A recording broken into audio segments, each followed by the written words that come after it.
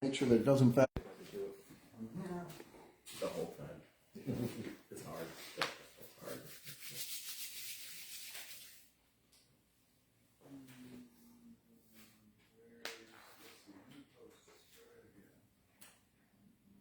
There we go. We're live. Okay. All right.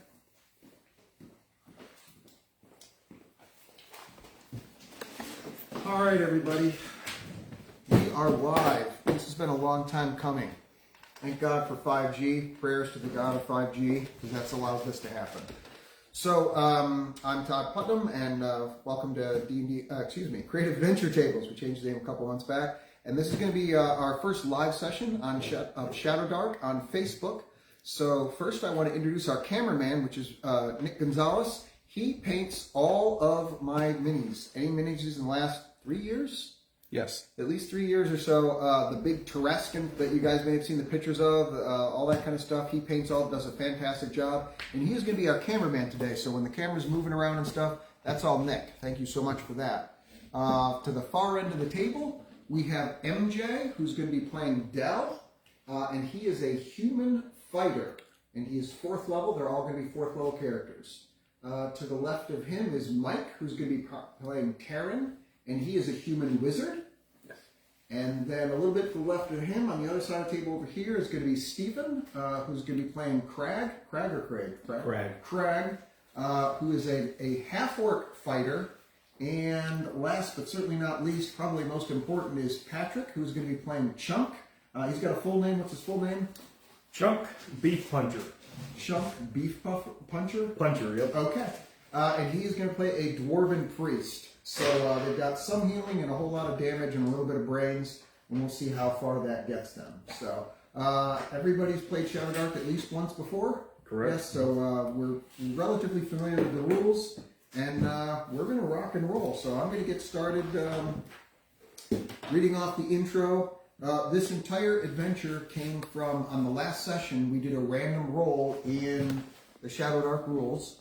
And on that random roll for rumors, it came up an adventure in the Howling Caves for the Jewel of Barbalt.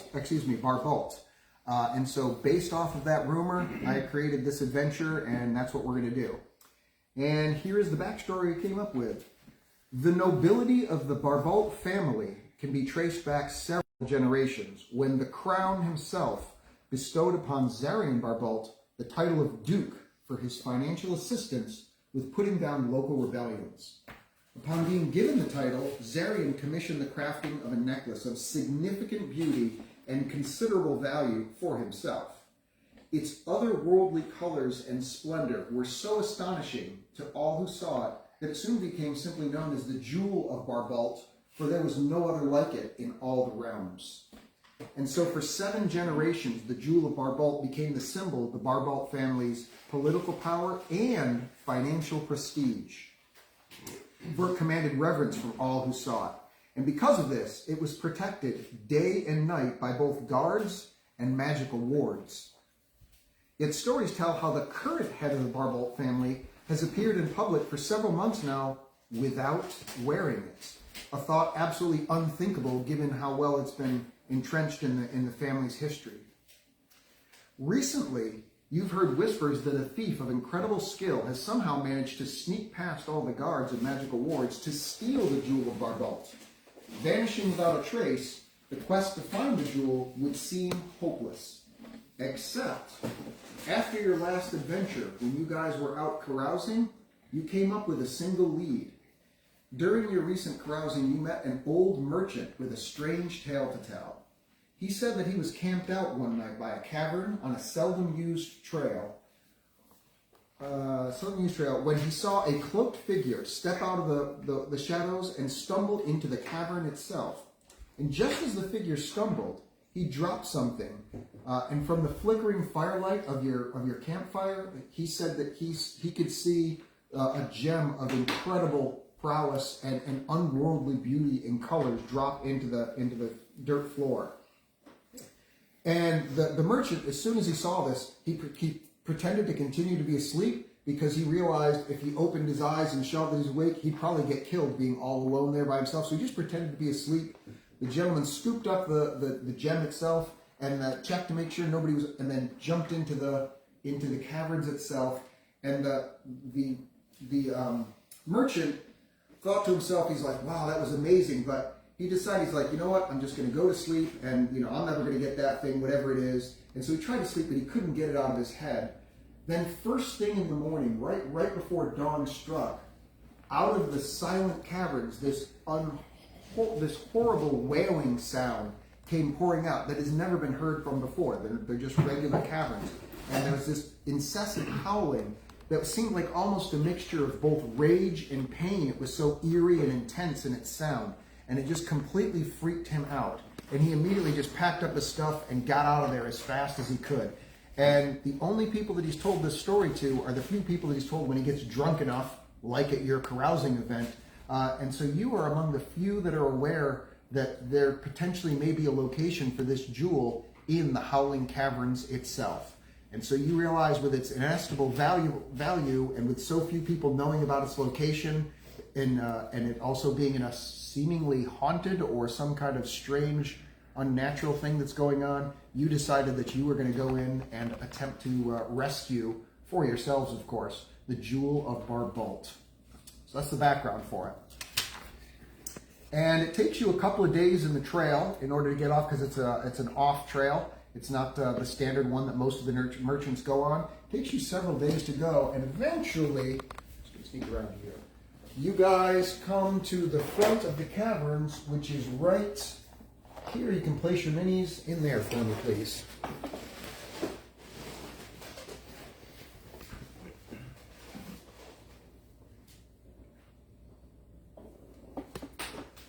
And as you get close to the cavern, even before you get into itself, that howling wind sound is issuing out from the caverns more than loud enough. You don't have to like strain to hear it. You could absolutely hear it, and it kind of grates on your nerves a little bit. It just seems, it's so intense, it's almost like nails on a chalkboard from an emotional type level as you get close to it.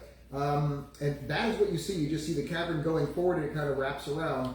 Do you guys want to prepare anything? Do you want to, who's going to be carrying, it's a cavern, so there's obviously not going to be any lights. Who's going to be doing lights? What light sources are you going to use? All right, I'll go ahead and cast light. Let's see. So that's an 11? Yep. It's a 13 on the die. You get it. So that's positive cast. I'll cast it on my mace. Okay. So hold Can the you mace up. put that underneath his character so we know who has the light and what time did we turn that on? At 11:27. We're just going to round it to 11:30 to keep math simple. All right. Would you like a timer, or you got So if you can do one, sure. So at 12:30 that goes out, and we'll go forward from there.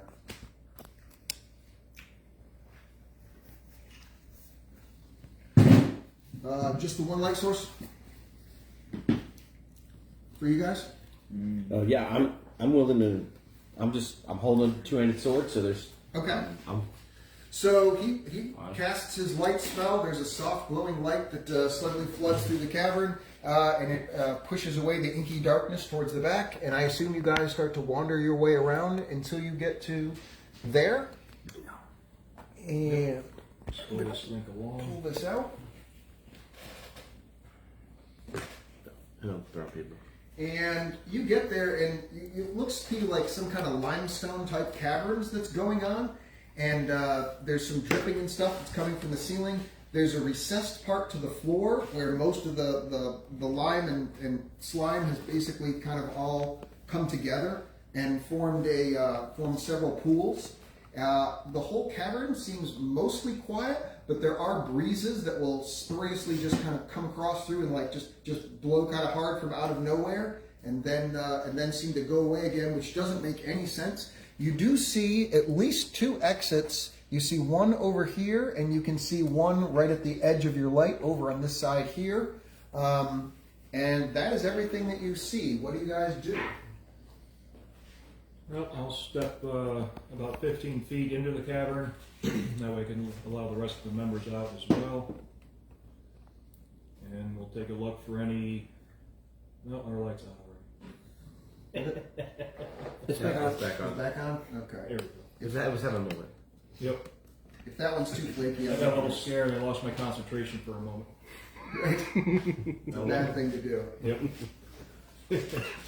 I'll look around. I'll look for anything I may be able to tell us, like recent activity, potential monster droppings, things along those lines.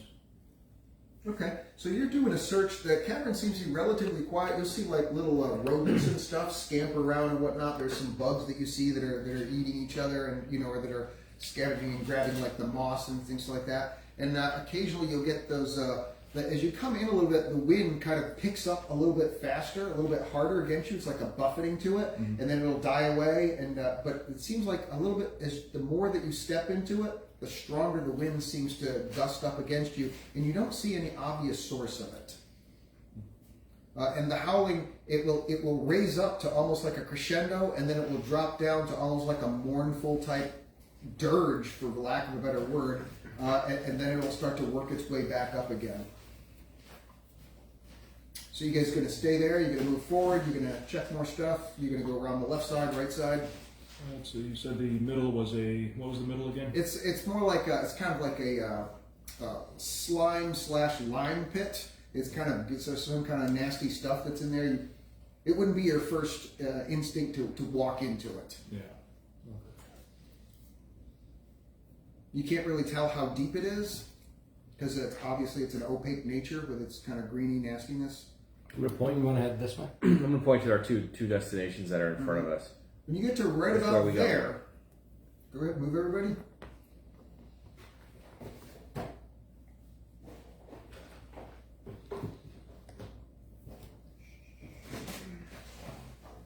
When you get to right about there, all of a sudden, right in front of you, the wind starts to howl up extremely fast, and an entity that's very vaguely humanoid shaped, but made out of air. You can't really see it directly, but like the dirt and the sand and stuff like that's on the floor that gets pulled up into it is what kind of gives it its shape, and it picks up very quickly. And who's at the front lead there? Is it? It would be Chunk. Is it Chunk? Okay. So Chunk, the thing comes up and literally lashes out at you. And let me see what he does here. He attempts to. Ooh, he swings at you, so to speak, like that. But you see him as he's spinning up like that, and you just kind of drop down, and his air-like arm goes flying over the top of your head and does not actually strike you. But you feel the wind buffet you like it's starting to push you back. And who's directly behind him? It's Dell and Crag. Dell is next? Dell and Crag are behind. I'm immediately behind you in a line, and he's off to the side. You're immediately behind? In the All right. line, yeah. He's also going to take his shot at you. No, he also it's apparently as it's forming, it does not make contact with you, but you feel the wind blowing through you against you, and it's kind of like howling at you, and it definitely does not appear to be happy with your presence here. What are you guys going to do? Roll for initiative, actually. D20. Nat 20. Nice. Nice response.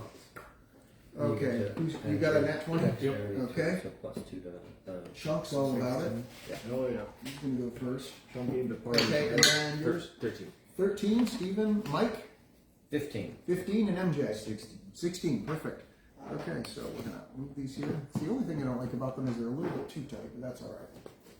With use, it'll get better. With you, still get better. So, go. Patrick, what are you going to do? Who's going to go after? Alright. Let's see. So I'm assuming since it's wind, ringing and deafening wouldn't do anything. So what I'm going to do is, do I have space behind me? Yeah, I think I do. So what I'm going to do is I'm going to cast Cleansing Weapon. Okay. That's at 11 on the dice, so that's level 2, so that's a 12. You're good. So you're Plus my 2. Yeah. Yep, so that's a successful cast. So I'm going to step backwards, and as I pass past Craig, I will bless. What's your weapon? the great sword. Great sword, so I'll blast, cast Cleansing Weapon on his great sword, which he gets a 1d4 additional damage Nice. for 5 rounds. So now we'll back up far. Let me go. Might be if you brace that bottom piece on you see, oh, there you go, that'll hold. Okay. No, I mean, it might actually brace on the table itself, but if you have to hold, that'll work. Okay. Deal. Okay, so you magically cast the spell that imbues his weapon with additional damage. What's it called again? It's the cleansing weapon. Cleansing It's a weapon. 1d4 additional damage. Nice. 1d6 versus undead for 5 rounds. Okay. So that makes it Patrick's turn, so that's what he does. And the creature then takes its swing again. First person he misses, which is MJ, who's up front, and then the second attack, 9, 15. What is your armor class is 13? 13. All right, so he actually hits you, and you take like buffeting damage of just 1 point of buffeting damage, basically from the materials, the stray materials that have spurred up in the eddy itself. But then also you need to make a DC 15 dexterity check. Negative. Negative? All right. So the wind gusts you up underneath your feet and literally throws you into the slime pool. And as soon as you hit, all of a sudden you feel this real prickly feeling all over your body, and it starts eating away at you. Make a con check. No. No? So, You get another 4 points of damage as this nasty stuff, this slimy ooze stuff, just starts eating away at your skin, and it's incredibly painful. MJ, So his armor class is 17. So- he's using a shield. he's got a shield. Yep. I'm gonna try to swing at it with the bastard sword. Okay.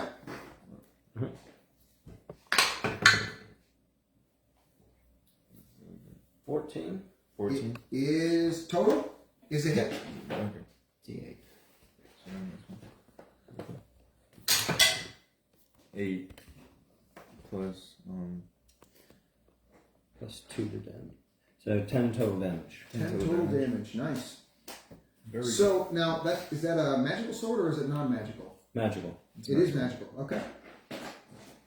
So you swing and you literally see parts of the debris and stuff kind of go flying off of it, and it seems to get a tiny bit smaller. So it's actually 11 because isn't this? Well, you don't know if it's a chaotic. Was it a chaotic creature? That's one more plus. It is no, it is not a chaotic Oh, okay, creature. never mind. Yep. So just 10. Yep. So 10 points of damage, and it definitely seems to have an impact on it. And Taran, the human wizard. Taran will cast magic missile at it. Okay. I am successful.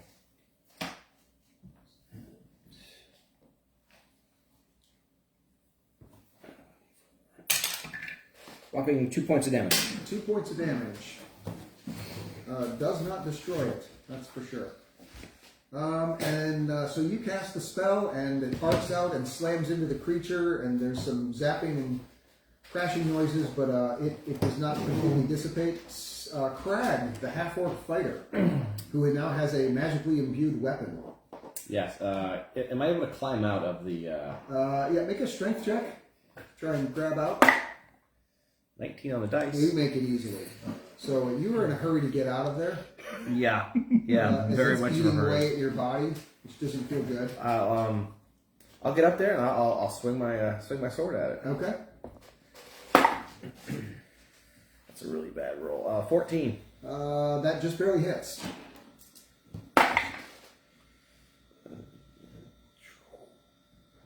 $17 points of damage. Wow. That just utterly decimates it. So he swings through with his, what's it, a bastard sword? Great sword. Great sword. So he takes a swing at it, and it just the pieces just shard everywhere, and it appears to disappear. That doesn't make any sense. It appears to disappear. It seems to disappear. So, DM fail. Okay, so it disappears. Unfortunately, though, it doesn't appear like that was the only one of them. And another one appears over here, and one appears on this side over here, a little further back. and they're kind of they like spin up howling really fast. Not the source of the howling that you're hearing, but they're also kind of making a screeching type noise, and they appear to be very upset. And that's going to make it. I'm going to do the same order, so Patrick will go, and then these guys will be kind of a thing. All right, so I'll turn to the group and I say, "Well, it looks like you brought some friends, boys. Time to keep getting busy." So I think I'll drop the mace at my feet. I'll shoot my crossbow. 14 on the dice, so +1, so that's a 15. That's a hit. Plus dex, right? Yes. Yeah, that's it. Yeah, to hit. All right, so yeah, that's a total of 17 then to hit. That's a hit D6. for sure. It's a 4 damage, and I'll shoot to the one to our immediate right. Okay. This one. So it kind of howls in pain, as it were. Putting in a door. So And that makes it the first. So we're going to say this guy here comes over. And it comes up behind, who's this? Tarn. Taran. He comes up behind Taran. Yeah. And he tries to throw at you. Ooh, 17 on the die. Yeah, that So hits. that's going to be a hit. So the dust and debris and stuff rip up, and you take 2 points of damage from that. And then you need to make a dexterity check, because he's trying to throw you off your feet. Nope. Nope. You go flying in. He intentionally sends to flying you directly into the slimy pit, and you need to make a con check as this acidy ooze starts eating away at your skin. Ooh, I rolled a 1. Yeah, that's going to be a no. So you take. Oh, let's see. Actually, I forgot to put those on there. So all of a sudden, the ooze itself seems to come alive around on you and grab away your body. You take another 2 points of damage as it starts chewing away at you, and that's going to make it MJ's turn. I'm gonna throw him a rope in an attempt to pull him out. Okay. Have you got rope on your? Yeah, I have rope. Okay. So you're gonna drop your weapon, basically. You're gonna drop your weapon and grab the rope and I throw it out have. to him. My sword's one-handed. I can. Oh, okay, sure. Okay. All right. Make a dex check just to get it somewhere near to him. 10. 18. Okay, so you easily get it to him. You can grab hold of it, but if you want to make a grab hold of it, and then we'll see he can pull you out. 10, 12. 12. So you're able to grab hold of it, and I'm going to say the weight of you're human, right? Mm-hmm. But MJ's a fighter. What's your strength? My strength is Top 17. Is that I'm plus going to 3? say that's easy for you. You basically yank him right out of it. So you pull him out of there. So you go flopping down like a sack of wet cement on the side. The stuff is still kind of eating away at you, but it's falling away, and that's an extremely painful experience for you. And the second elemental also comes charging forward, and that's you, correct? That's me. That's okay. That's me. That is Crag, and it charges into Crag and attempts to buffet you. It's 12. I think that's going to be a miss. Just barely misses. So it goes flying up against you and is not able to send you anywhere. And that makes it Taran the Human Wizard's turn. Because there's nobody else right next to you right there. That's correct. Okay. He's going to cast Mage Armor.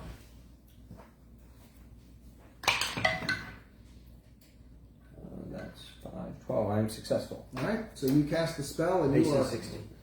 AC 16, and you are magically armored against these attacks. And that makes it then Stephen's turn.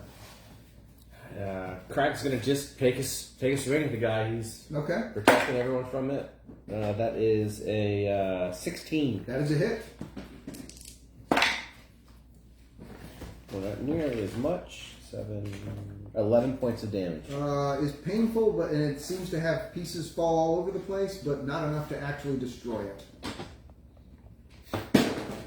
And that makes it Chunk's turn again, Patrick. Alright. So I see our party members taking some hits.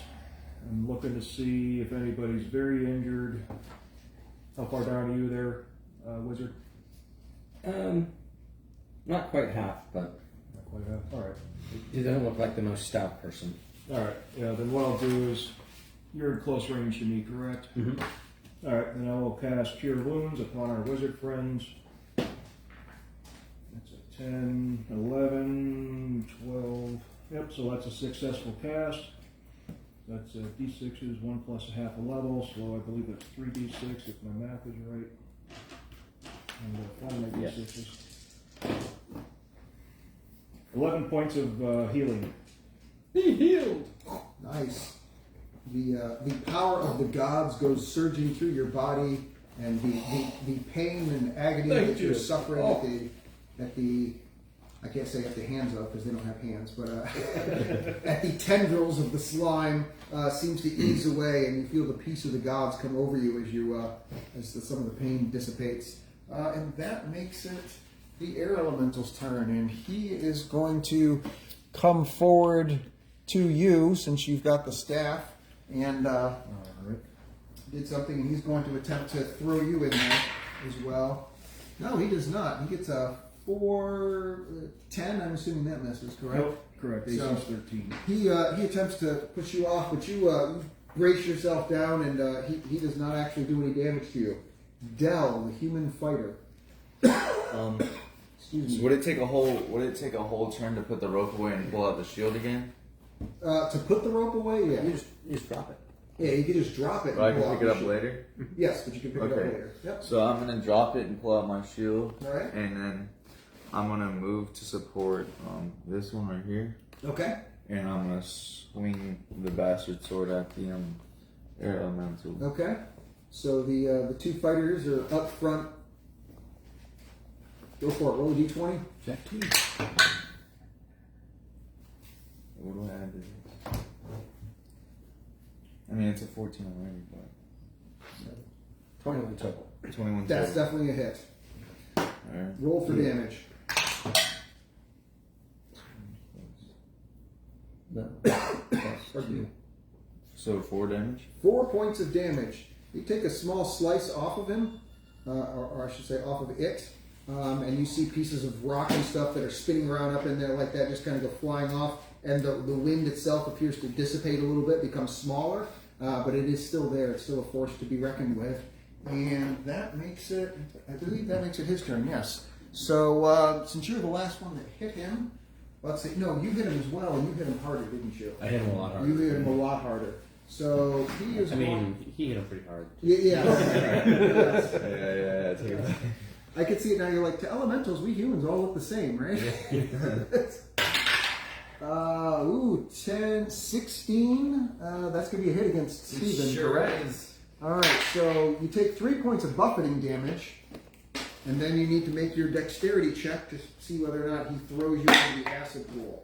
13. 13 is just barely enough. So you barely keep you like slip and slide or whatnot, but you kind of hunker down and stop yourself from That blade getting is thrown around. off into the slimy waters. And that would make it Mike Taran's turn.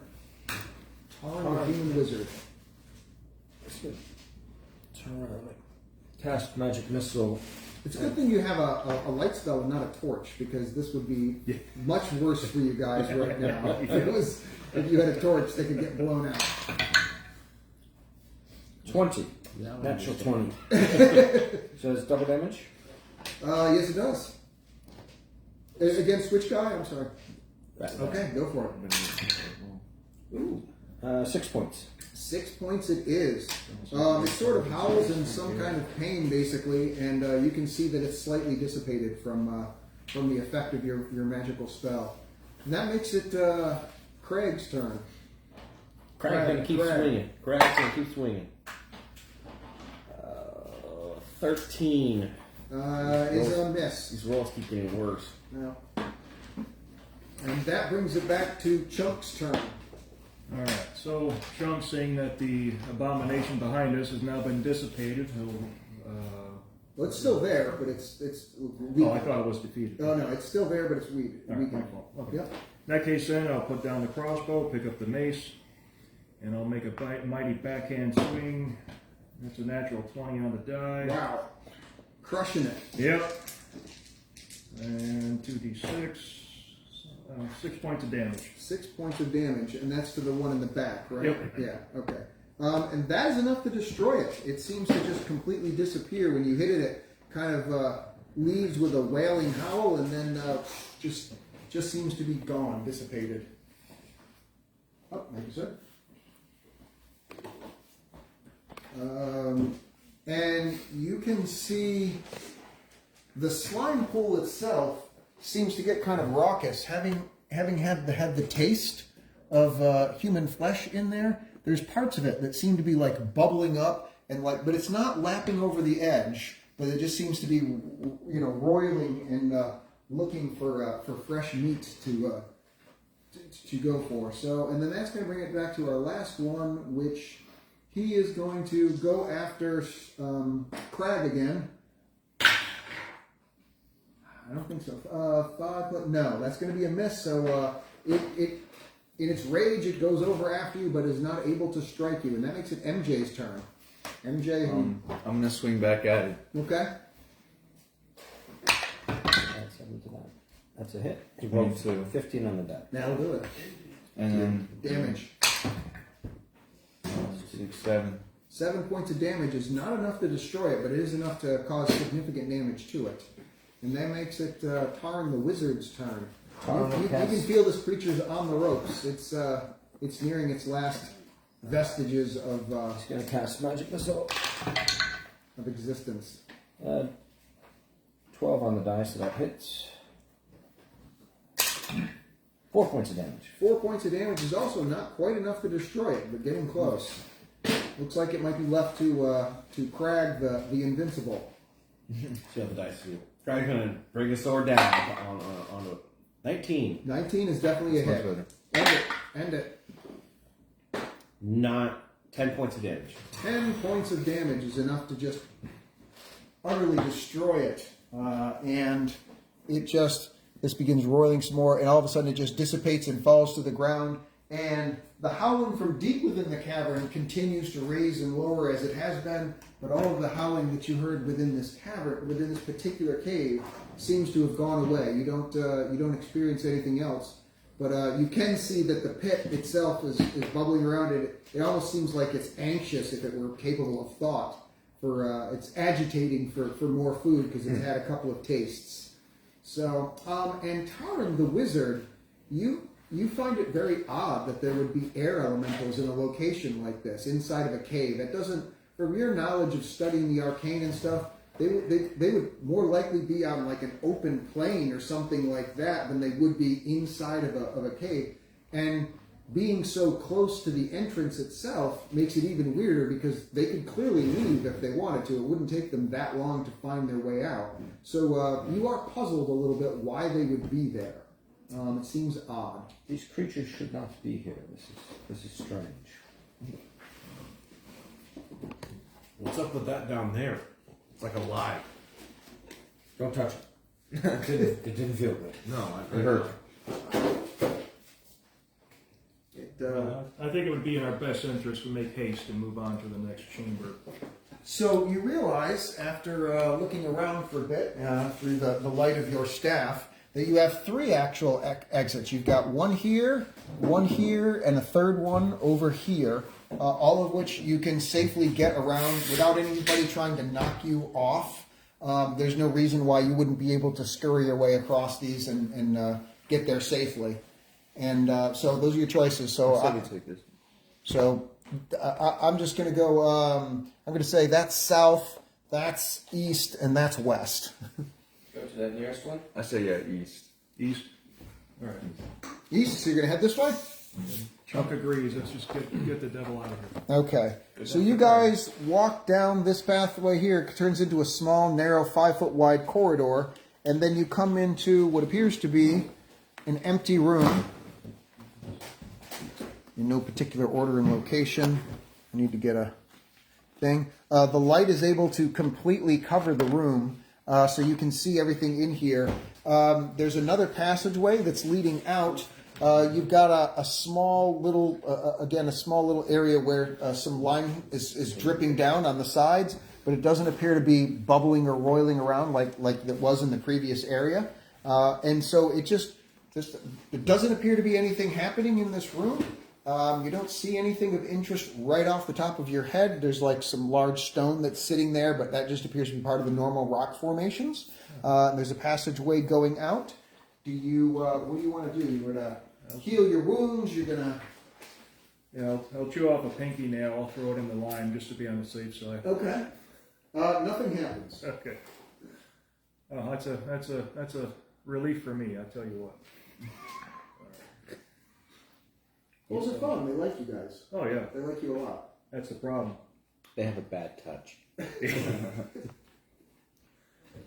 You went back to your good touch, bad touch training? Yeah. That was definitely bad touch. All right, so how's There's some everybody things that looking? we do not want dissolved. Craig's got some burns from the whatever that green stuff was. Yeah. And I did pick up my crossbow before we left the other chamber. Okay. All right, so I'll cast Cure Wounds upon Crag. That's a 10, 11, 12, so that's a success. So that's 3d6. Get 7 points. Nice. So the warmth of GD consumes your body. You feel rather sensuous tingling. Other dirty things. Good touch. How's our wizard looking? He's got good touch and bad touch, and he develops a bondage fetish. Yeah. Oh, it feels good, but it kind of hurts. Yeah. Oh, I like it. Wizard name He is retires from adventuring for what's your name? Alternate lifestyle. Chuck B. Puncher. Chuck B. Puncher. How are you feeling there, Torin? I don't have. I'm healed after You're that. good? Yeah. Okay. You're good. What about Dell? Dell hasn't taken any damage yet. Okay. Del the Invincible. Dell the Invincible. There we go. Dell the Missable. That's right. Del the Missable and So, the massive crit maker from the previous session. Oh yeah. So, how long do you guys want to rest there, or you just keep time up to cast the spells and keep moving forward because the light spell is burning and... yep. Okay. Yep, let's just keep on rolling. All right, so you head your way around this corridor and you come to...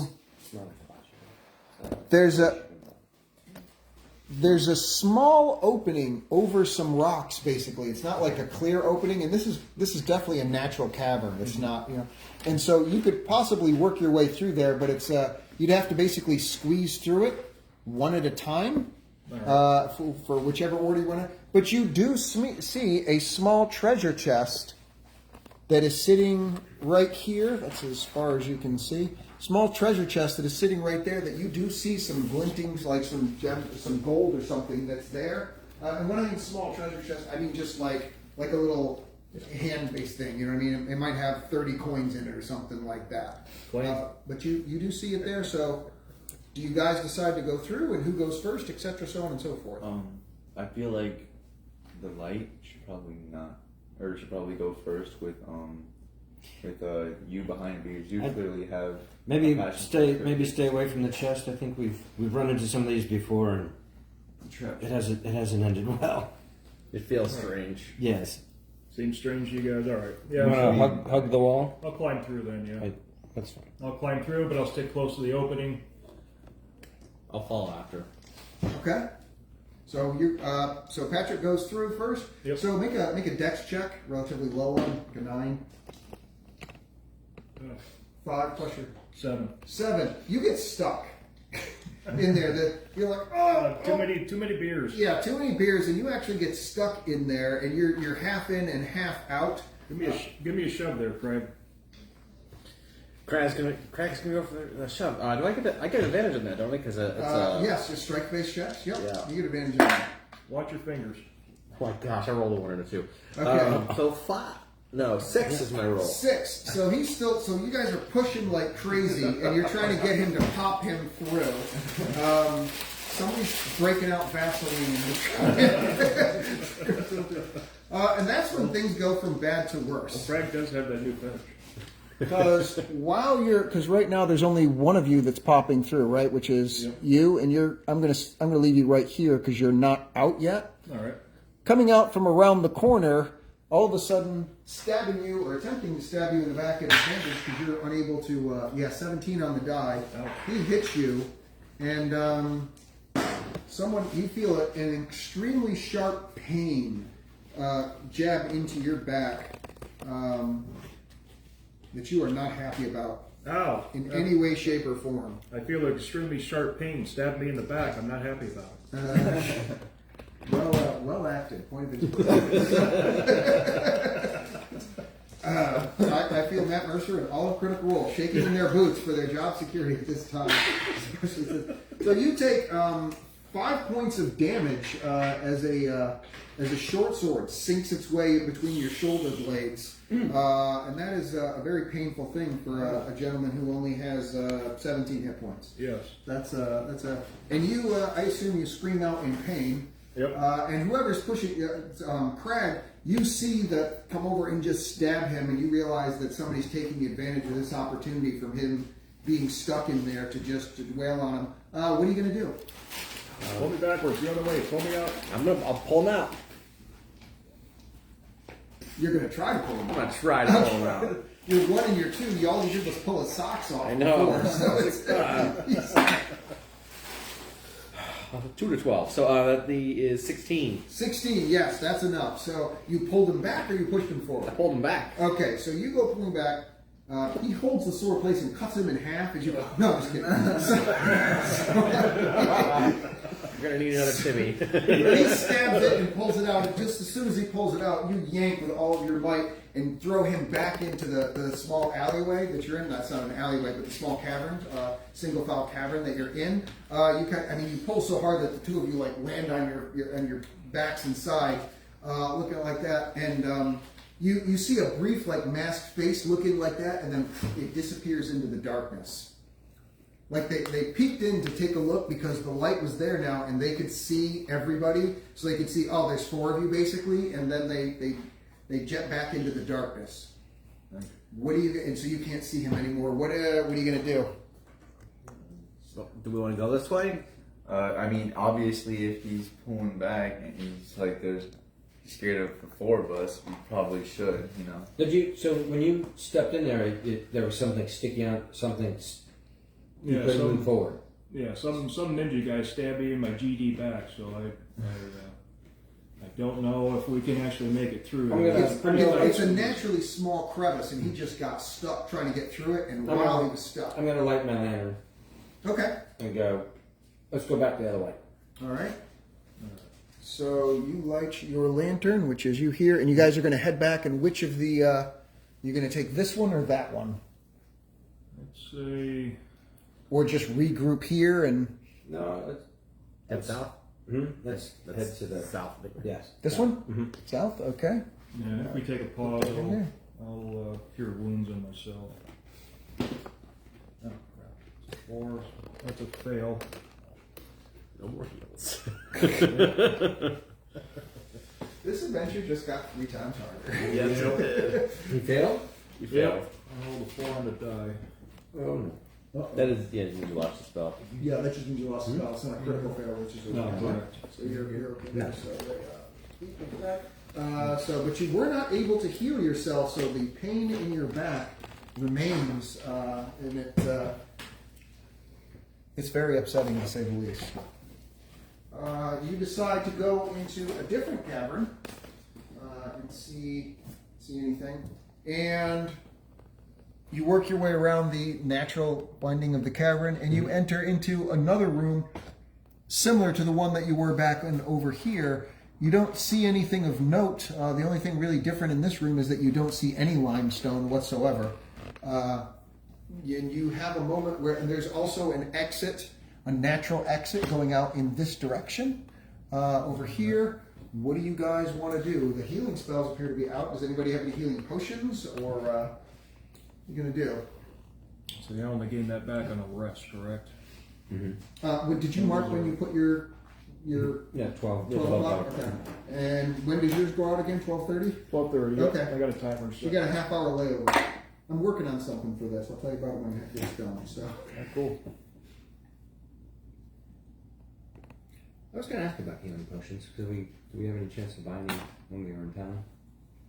You know, expensive. You- I don't have any money, You, so you would have, but that would have been what you did during the week with through the texts. Because I didn't see anything in the thing about potions and like, yeah, but you can't use it. Okay. We'll buy, we know to buy some next time. if we make it out of here alive. It occurs to you that whoever backstabbed you, they may have some potions, but you'd have to kill them to take it from them and hope they don't use them in the process.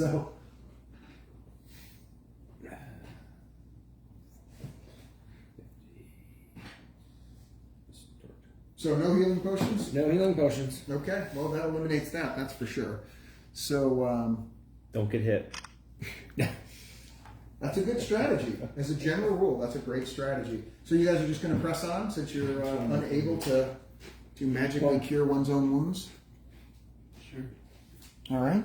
So you head forward, and you see that the cavern splits into two. Going in this direction, it just comes back around to this one over here, and this one comes in that direction, one of which you've obviously explored already. It's just a little bit of a maze. You guys want to take your minis and move them up? And I'm assuming you want to go into... Maybe Del should take the lead. Yeah. Yeah, I was about to say. The I'll walking take tank it. should take the lead. Yeah, I haven't been hit yet. I shouldn't have said that. We all make mistakes. We can change I'll be that. I'll be right behind. No, it's okay. That way he has a light source. I'll be right It's behind. no extra trouble at all. Well, there goes that. If that light source is flicky, we can change it for the better one. It's on right now. Is it on? Okay. Yeah. All right. So you come around the corner. You got the light source in there, and first it appears to be an empty room. Nothing major is going on, and then part of the wall back here seems to come alive and starts walking towards you as it sees you there at the entrance. And what you see is this orangish-colored kind of statue that's come to life. He's only got one gemstone for one eye. The other eye appears to be missing completely, and he kind of he seems like he's made out of some kind of stone. And he kind of pulls about halfway towards you, and then he's just standing there kind of waiting. He sees you in the doorway, and he's just kind of standing there looking at you. He's definitely aware of your presence. What are you going to do? That's about the size that he looks. He looks pretty damn big. So I'll whisper to Dell, hey, ask him how he's feeling today. I ignore that and raise my gun. I'm just kidding. Well, actually, I could shoot him in the eye with a crossbow. See what that does. I do have a Is that crossbow. too heavy that way? Yeah. I was just thinking to see if it's any sort of intelligent, if it can talk. So we either announce the presence. Does he look peaceful? No. I don't think so. Decidedly not. He looks like he's guarding, and he doesn't want us to go past this point. That's probably a safe assessment. That would be my that assumption. you've got. So, he doesn't really look. It looks like we could always pull back into that small cavern like pathway, and he wouldn't be able to fit. So, might be able to long range this. So I'm gonna sheath my sword and raise my longbow. Okay. And aim for the jewel in his eye. Okay. Take your shot. And that'll be your dex bonus, not your strength bonus for that. 17 on the dice plus 2. 19. Is a hit. Arrows of D6. D6. So just a regular old 6 dice. This is 6. These are 6. Okay.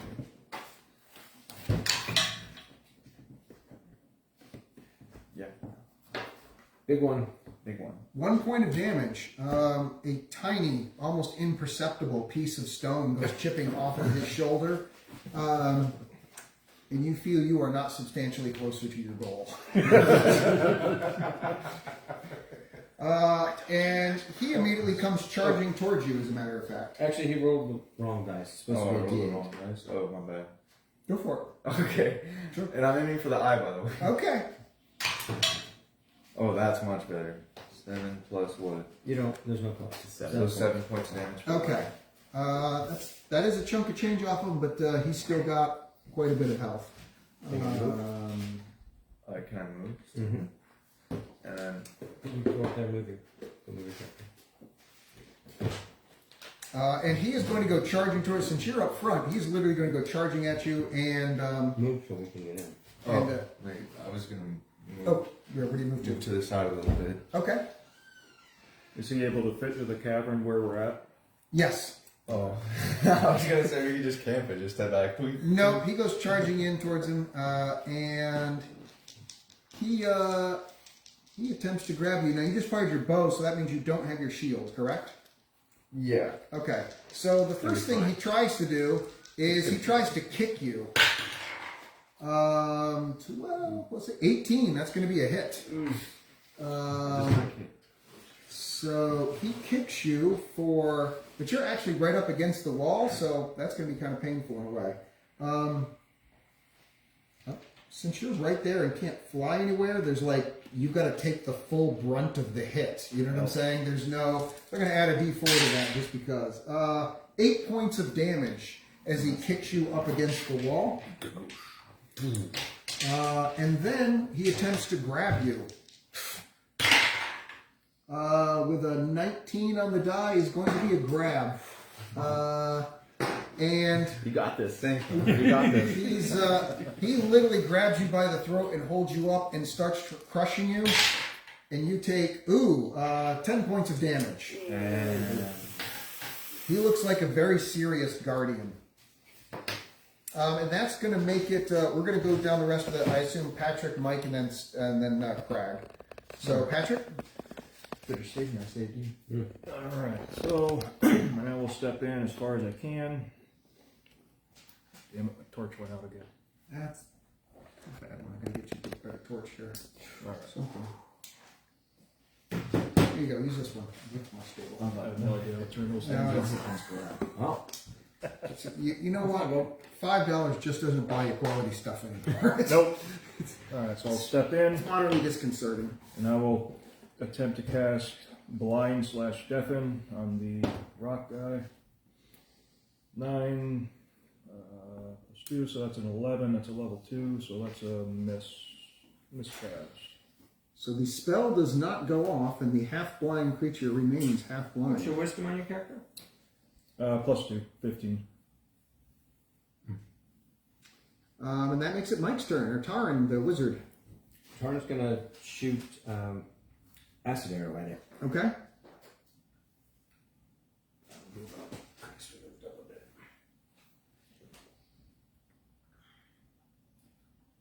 Go get him. I'll be there next. Yeah, don't mind me just hanging here. Lucky you not having to use your legs right now. Yeah, I he's just usually- stand like a he's sucker. usually making stuff. You're not sure, but from the back of the room, as you see his legs dangling and he's being held by his throat, where are the rubber plans? Actually, I'm gonna do magic missile instead. It could just be an echo of the chamber, though. You can't be sure. So it's 13, I am successful for 1 point of damage. 1 point of damage. He dies of laughter, and then he gets back up. He's 7. He does. And that makes it Crag's turn. It's up to Crag. Crag, who can hit like a hammer if he can hit. Yeah, exactly. Crag's gonna run in and Swing like a sword. man, these rolls. 15. Ah, no. It just bounces off the side. It looks like it almost would have gone through, but no. It just at the last second, you slipped on a pebble and caused your aim to be off. MJ, you are currently being held aloft by your throat. You need to make a strength check in order to escape DC 14. You're doing great. You get to is Nat a 20. is a nat 20. Okay. Now, with a nat 20, not only do you drop that, you rip it off, you drop down to the ground. I'm going to give you a swing too, because you're all about It literally rolled off the 20. That's and okay. over it. Do well. It was on the 20 and then it just switched to the 2 at the last second. Oh, the dice giveth and the dice taketh. Yeah. Okay, so but you are no longer in its grip. However, it is its turn. So Pull out your shield. Oh yeah, so he's gonna go. He's can I got. pull out my shield You now? just missed. Absolutely. Okay, I'm just gonna drop the bow and pull out the sword and shield. Okay. So he's gonna go over here and he's gonna attempt to grab you with his left hand again, which he fails, and he's gonna attempt to kick you with his right foot. 16? Yeah. That's going to be a hit. So he's going to basically punch you up against the wall. So that's going to be a 8, and I'm going to say a D4. Because he's basically booting you. And you take 4 points of damage. And you just see Crag get lifted up into the air, sailing across the room, slam against the wall. You hear the wind get knocked out of him, and he drops back down into the ground, a little bit of a crumple. Chunk, the heelless. Yep. You're not shitting right now. All right, and I shall. Let's see. Crag is within your distance to me, all right? Or Yes. close, I should say. Yep. Yeah, then I will attempt to cast Cleansing Weapon on him again. 17 on the dice, so that's a success. For the next 5 rounds, he gets a plus 1d4 or 1d6 if it's undead. It is not undead. Doesn't kick like an undead. Doesn't kick like an undead. No. Nope. And then I shall He's move alive and kicking. another Yeah. fair distance away, and that's me. Okay. And that makes it Tarn the Wizard's turn. Arm's gonna cast magic missile again. Magic Nat missile. 20. Nice. Double match, man. Both of them are. Double nat 20? Yeah. You know what? I'm going to give you what is that? I'm going to give you triple damage on that. Whoa. I'm going to give you 3d4. Because that's a 1 in 400 roll statistically. 10 points. 10 points of damage. So, you having just seen your friend get booted across and slam against the wall and his wing go, the adrenaline just kicks into you and your mental focus goes into overdrive and you just build up this massive surge of energy and just let it all loose. And all kinds of rocks go chipping off that guy. He still looks very strong, but you did a really nice chunk of damage to him. And that's going to make it MJ's turn. MJ, who's got a sword and a shield in hand. I'm gonna run to the corner and take a long nap. You guys got this one. I'm showing my confidence in the rest of the team. So I'm gonna move back here with my fellow sword swinger, and I can do that, right? Yeah, you can do that. You can. I'll move You're back next. here. You can attack and move. So you can attack him and still move. Oh, can I attack him first and then move? Correct. Okay, Yes, so you can. I'm gonna attack him first. I'm just gonna leave that there so I don't have to reach back over.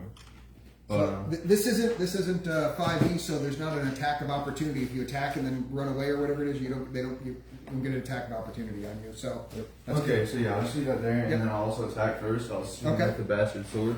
All right. 18. 18. That'll do it. You strike home hard. Well, you strike home. Let's see if you strike Is it a home. chaotic creature? It is. So you get to add 3 to your dice roll. 9. 9 plus points 3. of damage. No, 9. Wait, how Oh, does no. That's a oh. 6. I'm like 9? How's that? Can't do math. There we go. 9 points of damage though. 9 points of damage. More chunks of stone go chipping off of his shoulders and side. And that makes it his turn, which gets his attention. He sees, well, since he sees 2 right next to each other, he's going to come over here. Yep. And he's going to try and reach over. You're in the corner, correct? I'm in the corner, You're yeah. in the corner, so he's going to try and grab you. That's going to be a miss, I think. 11, yeah, that's a miss. And then he's going to try and punt you. With a 19 on the die, you get booted. So he kicks you hard for, not too bad, 5 points of damage. Well, that leaves me down to 3. Ooh, yeah, I guess that is kind of hard. He seems like a very serious guardian. The The wizard, Taran, you're aware that obviously this is not a natural creature. Somebody must have placed this here. Right. So something's going on. It's not just purely a natural cavern. I mean, or it may be, but it's certainly not unoccupied.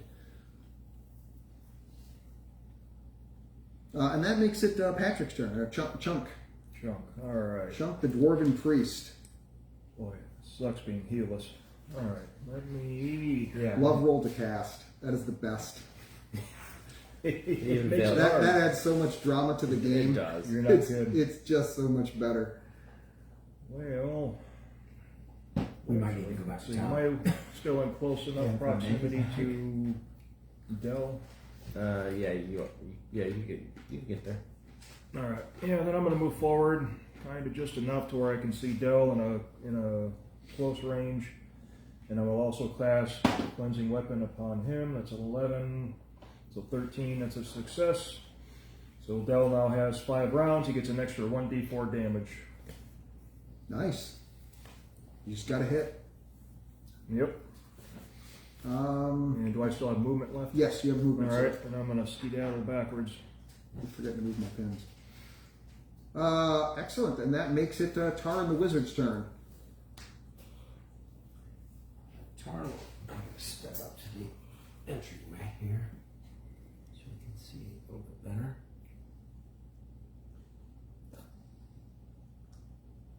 And cast magic missile at it again.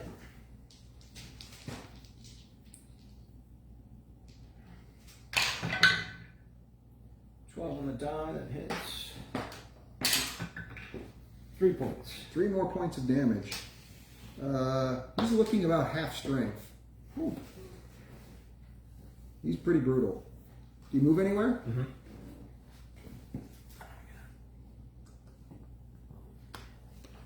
It's all you, Craig.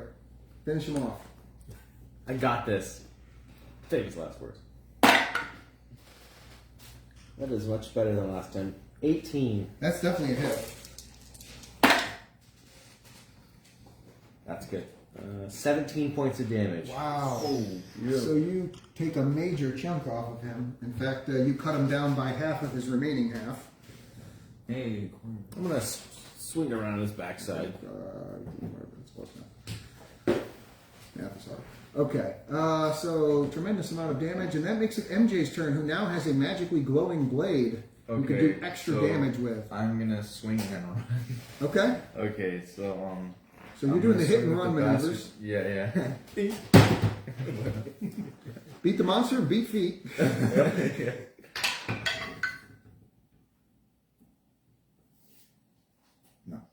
No, 12 doesn't hit. 12 does not hit. Alright, and then I'm just gonna- Your blade bounces harmlessly off of it and doesn't. And then, Did I roll 4? Is it 4?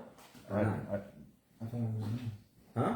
Was it 9? I thought it was 9. You said because it adds 3, right? I thought he rolled a 4. It was 9.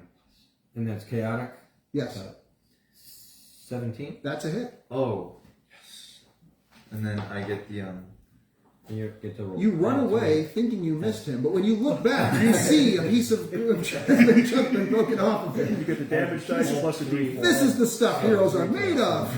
No, that one, just that. No, he gets No. no. D4. He has a blessed weapon right now, so he gets Yeah. an extra d4. He gets an extra D4. Yeah. Don't be busted as magical mojo. Plus, you get to add 3 to that. so 1 plus 1 is 2. 5 points. 5 points of damage. And All then right, not enough to take him down, but he's definitely getting weak. That's for sure. just gonna move all. Can I get back there? Absolutely can. Hide behind. MJ's practicing his wall climbing capabilities. I see you run As a past him, it's fighter. like, I'm gonna get kicked. So that's exactly what he attempts to do. Is he immediately tries to beat you? Oh, an 18 on the die is a success. It's gonna hurt. So yeah, the kicks are 4. Where are we? How far does that throw me? Well, 2 to 20 feet, but there's not enough room for that. So you hit the wall with some force. Well, I'm back over here, so that's 20 feet. Yeah. No, why are you next to me again? Because he just kicked me over to you. He's playing soccer with my head. Oh, 9 points of damage as he slams you hard against the far I side. guess I had it coming. And then, let's see. He's going to charge over to here since you just did do some damage, and he's going to try and grab a hold of you. With a nat 20. He sees you cowering, and let's see. Yeah, no, it's I don't have enough hit points for anything right now. You don't have enough hit points? No, I have 3 total right now. Yeah, he's well. I mean, it's technically possible you could survive, but incredibly unlikely. So, yeah, that didn't happen. So you just see him reach over and crush the larynx of Del the fighter, and all of a sudden his body just kind of goes limp, and the creature just lets go and turns around, and almost like a doll's eyes. There's no look of emotion or anything in it whatsoever. It just looks over with the pure Terminator look, like this job is done, and turns over to the next one. So. I'm the only person who said characters die. Del, He's not dead yet. I can do that's correct. healing. It's possible. You got what, the 3 rounds, and you got your nat 20s that you got to roll or whatever. He's got a constitution bonus of I'm 1. just taking a long rest. Okay, it's D4, isn't it? D4 plus his con. It's D4 plus his con. We can't say what it is. Okay, so you've got X rounds. You've got X amount of rounds for somebody to try and heal him. That makes it Chunk's turn. All right, so a tear falls from my eye as I still can't cast any healing. Is the monster wearing any clothes? No, he's got much too short of a loincloth, and you're probably failing your offense rolls. Yeah, that would be my guess. You're moderately offended. All right, so I can't make him die from embarrassment then. So Let's see now. I guess I shall have to. He's missing an eye, not a nut. Well, Craig would do his job. We could remedy that. Honestly, you could say he's got some stones on him. Okay. Yeah, that is very true. Okay. All right. In that case, then I shall lay down the mace, and I'll take a pot shot with the crossbow. And that's a nat 1, so that's an epic failure. It just goes flying up into the ceiling and does not do anything. And I shall move back. I'll move back to there. You scamper as far away from said creature as you possibly can, the guardian golem, and I'll yell out, "GG, Craig, kick his ass, would you?" Taran, the human wizard, sees that this quest may indeed cost people their lives if something is not acted upon He's soon. going to do magic missile to the Okay. 11. 11. Yep, that hits. That's a hit. Successful. Yep, successful cast. Whopping 1 point of damage. Does not kill him. In fact, it doesn't even notice as it takes the small remaining chip off of his shoulder. Doesn't really take much notice. And that makes it Craig, the recently slammed, turns. Yeah. He does look very weak at this point, though. All right, I'm You could finish this. feeling the power. 16 Is a hit. Oh. Is what you needed. So you are able to lay steel on target. 12 points of damage. 12 points of damage is enough. He had 11 points left. Oh, So you crash down with your blade, and starting from the upper right-hand shoulder, and the magic that was holding him together just finally implodes from the amount of damage that it takes, and he just falls as a pile of rocks. And you can see the lone remaining gem that is sitting there. That's the end of that turn, so that makes it the second turn. So Tarn's going to run over to try to heal. First he gets to roll a 20 to see if he rolls a nat 20. Oh, okay. Don't need healing. Yeah. If you roll a nat 20, you just pop up. I rolled a nat 1. Oh, okay. So you crawl closer to death. There isn't a roll. There isn't an actual roll for that, so you're lucky. I was going to say roll a 1.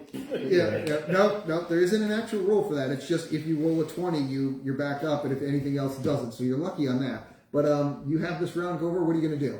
Try to administer some sort of first aid. Okay. Is that a 15 int, I think? Yeah, it's So I get to add my intelligence bonus. Oh, boy. No stress. my God. What'd you get? I rolled a 1. You rolled a net 1. So You're making it worse. So you take out the first aid kit, and your adrenaline is so high, when you rip it open, everything just goes flying everywhere. The pieces are all scampered all over the place. And that's the life of him leading. Yes, it is. So you see, he's gone. So you see Dell still laying there. Does that stone have any magical Try to capabilities? heal him. Crack's Is gonna that No, stone? you do it this way. Does it stone have magic capabilities? Can you use it for something? Oh. Do we only get one chance to do it, or do we each round we can try? Each round. Okay. It's like a soul gem. Do we each get a try? Yeah, sure. I'm gonna say each get a try. Draw the fight over. No, you're doing it wrong. What is it? Just a Oh, straight so you're- one? It's an int roll. Oh, good. 12 plus 3 is 15. Is enough. Oh my god. So you pushed your compatriots out of the way, and you grab the needles and stuff like that, and you start stitching him up as fast as possible to stop the bleeding and whatnot. And you give him some mouth to mouth so he gets some actual air into his chest again, and give him some chest compressions. And all of a sudden he just does that, and he comes back up and he springs to life. But you really feel like you wish you hadn't come back to life. You just look like you got the worst hickey ever coming in your entire throat, and it's you had the. It looks like you just had the best time ever with the worst Instagram girl you could ever meet. Okay? You make it. You're breathing again, and you're just kind of looking up, and you're rethinking your religion and stuff. As a matter of fact, roll a d20 for me. I'm not rolling that one again. 15. 15 is high enough. You have memories of some other kind of life. Like, it wasn't just here. You were seeing the angels and stuff, and like, you're starting to like, wow, there's more to this than just this, I think. I'm not really, you didn't get to see much of it, because there was you don't belong here, yoink, and you were just ripped out. But you feel like there could be more to it. But Dell has survived, but he does only have one hit point. Well done for that. I'm going to give you a point of inspiration for saving somebody from an absolute great, because he did not have many rounds left. Well, I need to. So I can spend that to get my. Absolutely. So now you've cleared out the monster. There is the gem that you can see there, and that gem is worth a pretty good chunk of change. That gem is worth 50 gold pieces for each of you. For each of you. However, you notice after exploring around, and I'm sure MJ needs some healing, etc., so on and so forth, but in the meantime, you do see that there is a clearly non-natural door that's right here in this area, and it's got like mystical symbols on it, and then there's a little hole in there that's exactly the size of the gem that it would fit in, that appears to be the gate key to open the door, essentially. I think maybe we should rest. Yes. Yeah, so I think we can. Yeah. I'm getting a message from the great beyond. GD says we need Your to- neck's kind of red. It's 12:30, so whoever's torch just went out. Yep, that was me. That's yours? Yep. Okay, I'll take that one. And so you guys are going to rest. So do you have 3 torches that you can build an overnight bonfire with total? Or are you going to try and light spells 8 times in a row? I have 8 Please points. try and light 8 times in a row. No, that is a terrible idea. I reject your reality and substitute my own, so therefore I have a torch to try to create something. Or did we want to Torches. go back to town and actually get some heal potions? Because at this point, Yeah, I kind of forgot to bring torches. Sorry, guys. I have 2 torches. That's it. All right, so we got 3 torches. So I say we just combine them. We can make our campfire. We can rest up. You can attempt to rest up. Oh, yes, that too. I don't like pushing forward. I think we should probably try to get some heal potions. It'll be fine. What can go wrong? Oh, it already has. I don't have any money, so to me, I'm just we're here. Yeah, I'm here to get money. I have no money either, so other than the gem, but we kind of need that to get through the door. Yes. I always go the other way. With stabby. Does that work so well?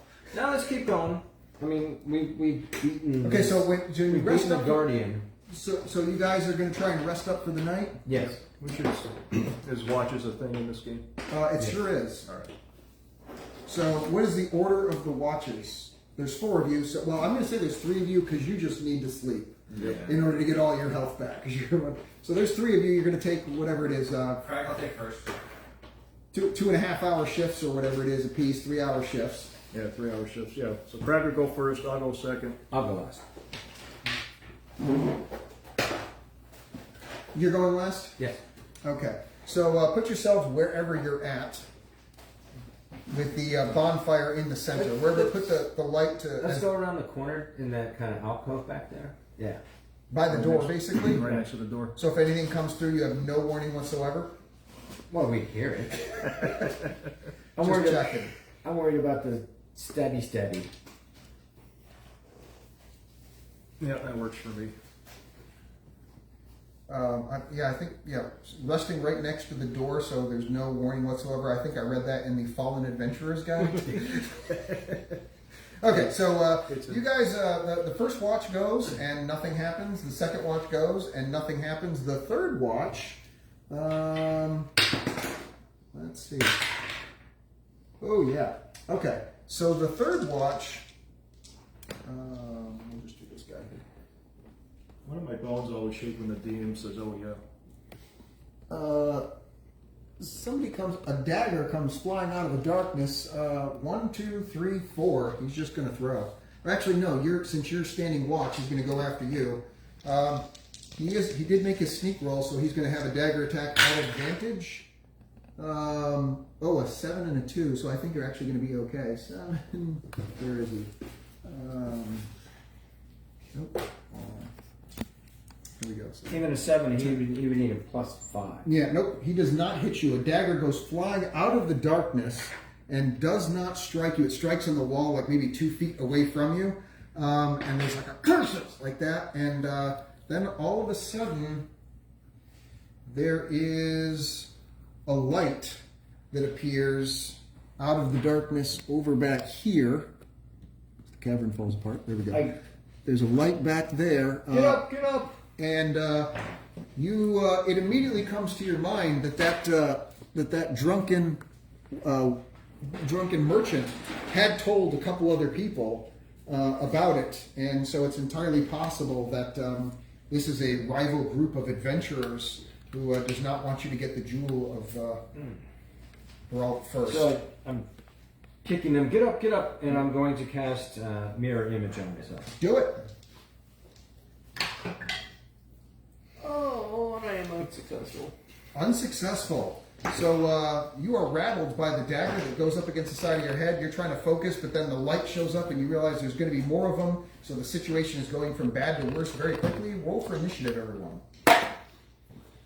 You guys are not my friend today. Add your dex to it. Plus 9. Or 10. 15. You did not complete the rest, so no benefits. Correct? Yeah, I think that's accurate. I'm sorry, what? There's no You benefit. did not complete the rest, so no benefit. Correct? Oh, that's dangerous. Oh, it'll be fine. Well, consider What's the highest roll? 15. 15. Does not go first. The thief gets to go first. And that's going to make it Mike, and then who goes next? For you guys. I'm last. You're Well, last? I rolled a 9. And MJ's next? Okay. That's the one thing I don't like about these. I gotta stretch those out a little bit. Okay. Sounds like my college girlfriend. I got her number if you need it. No. Here we go. So, the thief goes and he's no longer hidden or anything like that, so he's just going to try and throw another dagger at you. Yeah. That's not going to hit. 10, 11 is, Yep. again, misses you completely, and that makes it the wizard's turn. What are you going to do? You are facing what appears to be a relatively fresh group, rival crawler group, who is going after the same prize that you are, you surmise. Can't be sure. But they definitely have open hostility towards you.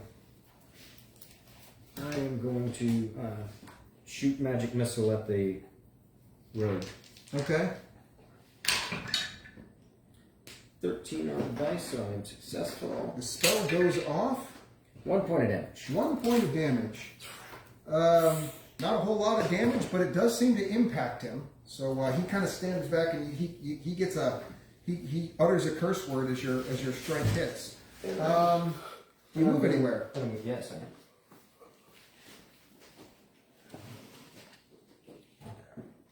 back as far as the wall will allow.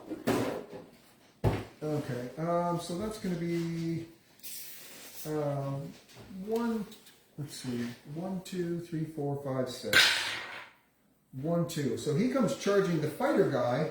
This big burly dude, he's just wearing leather armor, comes charging over and he attempts to stab. Where are you at? Let's see. I'm This guy there? Yep. And he attempts to stab you with his longsword. Longsword? Yes. I think it's a longsword. No, and he swings and misses wildly.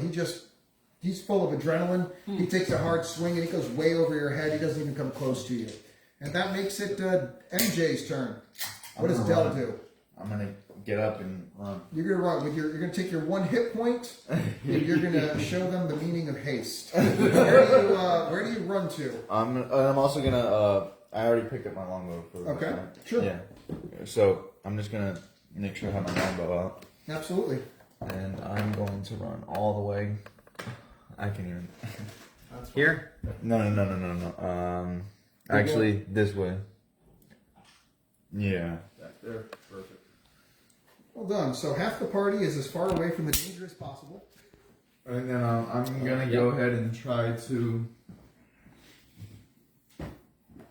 strike this guy with an arrow. Okay. Is it The thing is the thief? Okay. Yeah. The thief who has been wounded. Yep. Well, that makes 2 of us.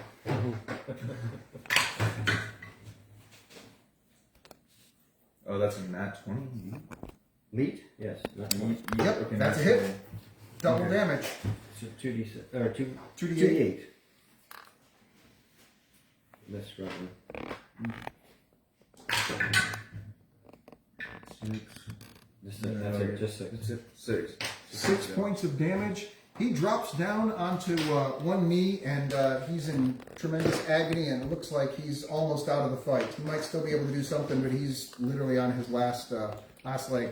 That makes it the person who's in the back, and he is going to attempt to cast a spell without throwing the die all over the place. 16 on the die. He easily does it. The priest is aware of what the spell is because you've heard the words before, and he's apparently cast a bless spell. Which what does that give? +1 to all of his guys, or Bless is a luck token to somebody. it's a luck token. Oh, so that allows them to re-roll. And he gives it just for one person, or One person. One person. Okay. So he gives a luck token to the fighter, and that is what he does, and that makes it Chuck's turn. All right. If I were to run, what's the guy in front of me wearing? Something sexy from last year's collection. said There's a run in the stocking, but it still looks good. Yeah. All right. So I get half a pack of Rolaids in my robes. Okay. Is it an action to do something as I run by? With the half pack of Rolaids, it depends. So let's see. Basically, I'm looking to pull his belt so his pants fall down to try to immobilize him slightly. You know what? Go for it. We'll roll an attack roll. All right. That- 8 on that's the die. That's not going to do it. Nope. Not with it. That doesn't beat his armor class. So you grab his belt and try to yank on it, and he kind of looks up at you like, "Are you making a pass at him? Is this like a men's bathroom situation?" Is he, So he's a little confused, slightly aroused, but definitely annoyed. I give him a half smile, a wink.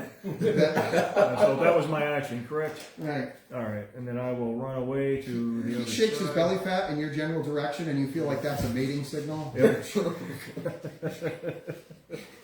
All right. So then I will. There's a run lot right going on there. here, and none of it's in the rule book. I'm very confused. I don't know. Kelsey didn't cover any of this. I've got questions. I'm a little ashamed to ask, but it's fine. Don't be ashamed. Be What are proud. you doing, bro? Oh, you have no idea. Okay, so that makes it Crag's turn. Crack's gonna step up. He's gonna take a deep breath and swing his sword at the fighter that is in front of You're him. not sure if you're interrupting something personal at this point. Here. Yeah. There's a weirdness going on. With a 3, I'm gonna use my luck token. Okay. I haven't rolled higher than 10 today. I'll take that. Who are you swinging at, sir? The fighter. Okay, That's a 14 on the dice. that's going to be a hit.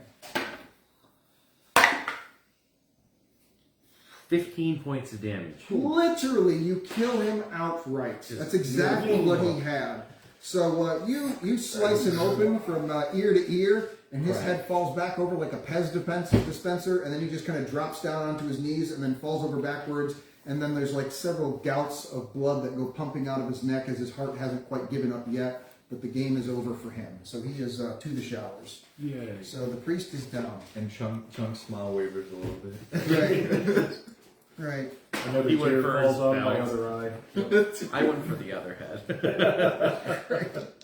You have your ways, I have mine. GD works in mysterious His ways. last words before his head goes, he said, "I said head, not dead." Then it was over. So, Taran. I'm sorry. That was Craig. So that makes it the thief's turn. So he is going to. He just saw his buddy get decapitated, so he's deeply concerned about that. He's going to throw. No morale check? He's not half down yet. There's 2/3. So let's see. Who's the lead? You're the. What are you wearing for armor? Oh, you're just my right. just robes. Okay, and you've got like leather or chain. Yeah, leather. All right. He's gonna throw a last dagger at you. 16. That hits. That's a hit. So he daggers you for 4 points. Ouch. He was brutal. That one he was spot on for. But he also backs up a bit to his buddy over here. And Guess what? Not far enough. he whispers that Jared has been decapitated and that things don't look good. What does Mike the Human Wizard do? Who's just Soren been- goes, I will get you for that. And a 12 on the dice. The other one's a We'll 1. cast the spell Yep. Successful. against the thief. 2 points to the thief. 2 points is enough to finish him off. That was he's as he's running back, he kind of taps his buddy on the shoulder, saying, "Let's get out of here." And then the spell catches up with him right between the shoulder blades, and he just stumbles, and the momentum carries him forward. But he just basically drags his face across the ground, and he himself has also died. And that makes it MJ's turn. Dell. Who's that? MJ. That's, That's you. Yep. That's MJ. Oh no, it's him. MJ's He's right off here. there. I'm gonna stay exactly where I am, and I'm gonna try to get him with my bow. Take another bow shot at the The guy with the torch. Right. No, he's got a light spell. He's got a light spell going on. So Nope. On that one. a nat 1. So you go to pull it out, and then the arrow literally just drops at your feet. Your 1 hit points come in. He's on the. That makes it the priest's turn, and he decides to turn and flee as rapidly as possible, making a double move, running as fast as he can. You guys try to pursue him. No. Nope. All right. So he manages to escape. You imagine that they probably would have all attacked, knowing that you were. So there's probably nobody else here, but you can't be 100% sure. Can we search them for heal spells? Pardon me? Can we search them for heal spells? You can search the guys, absolutely. Yeah. So Search the dead bodies. Absolutely. So they do. So they have 3 torches on them. Okay. You get 20 gold piece each per player.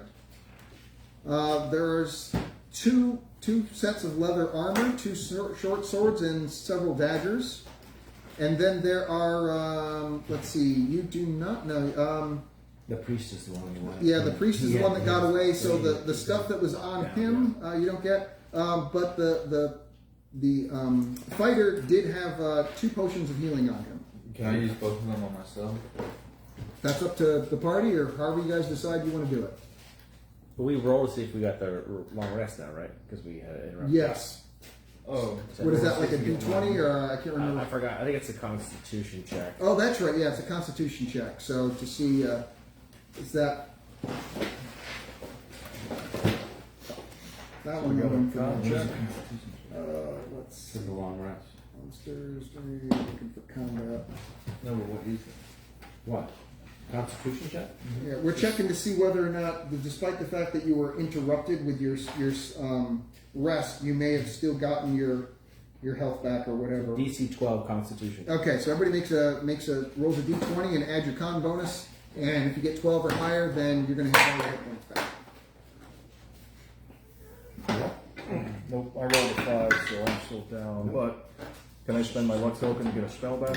I think you can spend it to reroll. Yeah, you can spend it to reroll, basically. Yeah. Reroll, yeah. All right. Well, then I'll do that to try Okay. my Constitution Sure. check. So that will, I got with any sort of luck. You want to blow on this? No. I'm rolling awful today. 16, so 15. You so got I it. did it. So fully healed, got my spells back. You're golden. MJ, did you get your health back? No. Oh, you were too caught up in the moment, and you did not get enough rest. So we've got what? One person fully healed, or did you get healed as well? I got damaged. No, Did you get your rest? Did you do your? no, didn't make it. Okay, so only one person got a full rest. You do have 3 torches, so you could do another night's rest if you wanted to try that. You are aware now that there are others who are aware of this caverns. They may or may not know about the Jewel of Barbalt, but any time that you spent leaving, there's a chance that if you come back, what you come for, there may be stuff or all of it that's missing. That's a potential. The dungeon is not in stasis just because you leave it. So Can I put the bodies at the end? okay. Kind of stack them up so if something comes along, they trip over them or You give can them pick up- second thought. up here? Okay. Yeah. Absolutely. Well, I did get the benefit, so my suggestion would be, let me try Wait, can I also put down Cure like, Wounds. That's. You sure you don't want to do the? Can I put down iron spikes too? To like if they come in, just like It's not gonna. like. Those are like, I think iron spikes are for climbing and stuff. Oh, Right, okay. or They're spiking like- a door shut. Yeah, those aren't caltrops. Oh. So what do you guys want to do?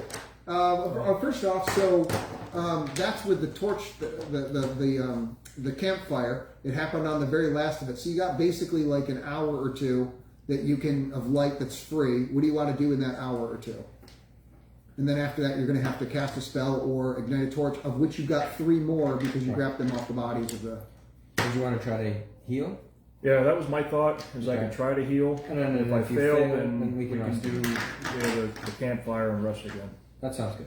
All right. So Dell was the worst, so let's try the Cure Wounds. That's an 18 on the dice, so that's a success. So Dell gets 9 hit points back. Okay, so that's 10 total. Gonna go for it again? Yep, let's try it one more time. That's a 3 on the dice, so that's gone. Oh. No, I say we try camping again. Let's do the long rest. Yep. All right. So you guys attempt to do a long rest. Mm-hmm. Oh. There's so many failed rolls. Magic is a fickle thing. All right. Amazingly, you guys actually make it through the night with nothing attacking you. So you do get your health back, and you do get your spells back. All right. Nice. So you're back and feeling fresh and. Thank you. and Yeah.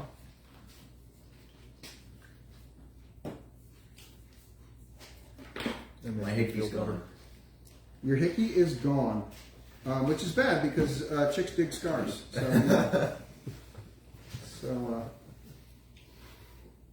Note to self: we need healing potions. We have 2. you do have 2. I mean, but for future reference, we each need to have some on us. I didn't realize you guys did. Okay. I didn't realize you were coming out with new characters. So you guys. Is it your Clark that has the staff? The healing staff? He's dead. Oh, so I've got the healing staff. Yeah. It's my character. Your Clark. My Clark. Your Clark. Okay. Doesn't do us any good. He's also dead. Mine's not dead. But we all died except for the wizard. Oh, we did. Yeah, he died. Oh, death. Oh, I forgot about that. I forgot when MJ fell. Okay, there we go. So that was the screen for MJ fell. Very good. Yeah, During my long rest. I totally forgot. It was a brain fart. Okay. So anytime a character falls, that's supposed to play. That's what I heard during my DM time. fail. Total DM fail. Okay, so you guys, do you do any other prep work before you go through the door? Because you realize the gem fits perfectly in the door, and you realize, oh look, I can pull it in and out. So you get to keep the gem, but you just need to use it as a key to unlock the door, basically. Once again, I shall cast light upon my holy symbol Okay. hanging from my chest. So we now have an hour. Okay, so you got the torch going. Yep, Okay. we got a torch there, so I'll reset my timer to 1:55. All right.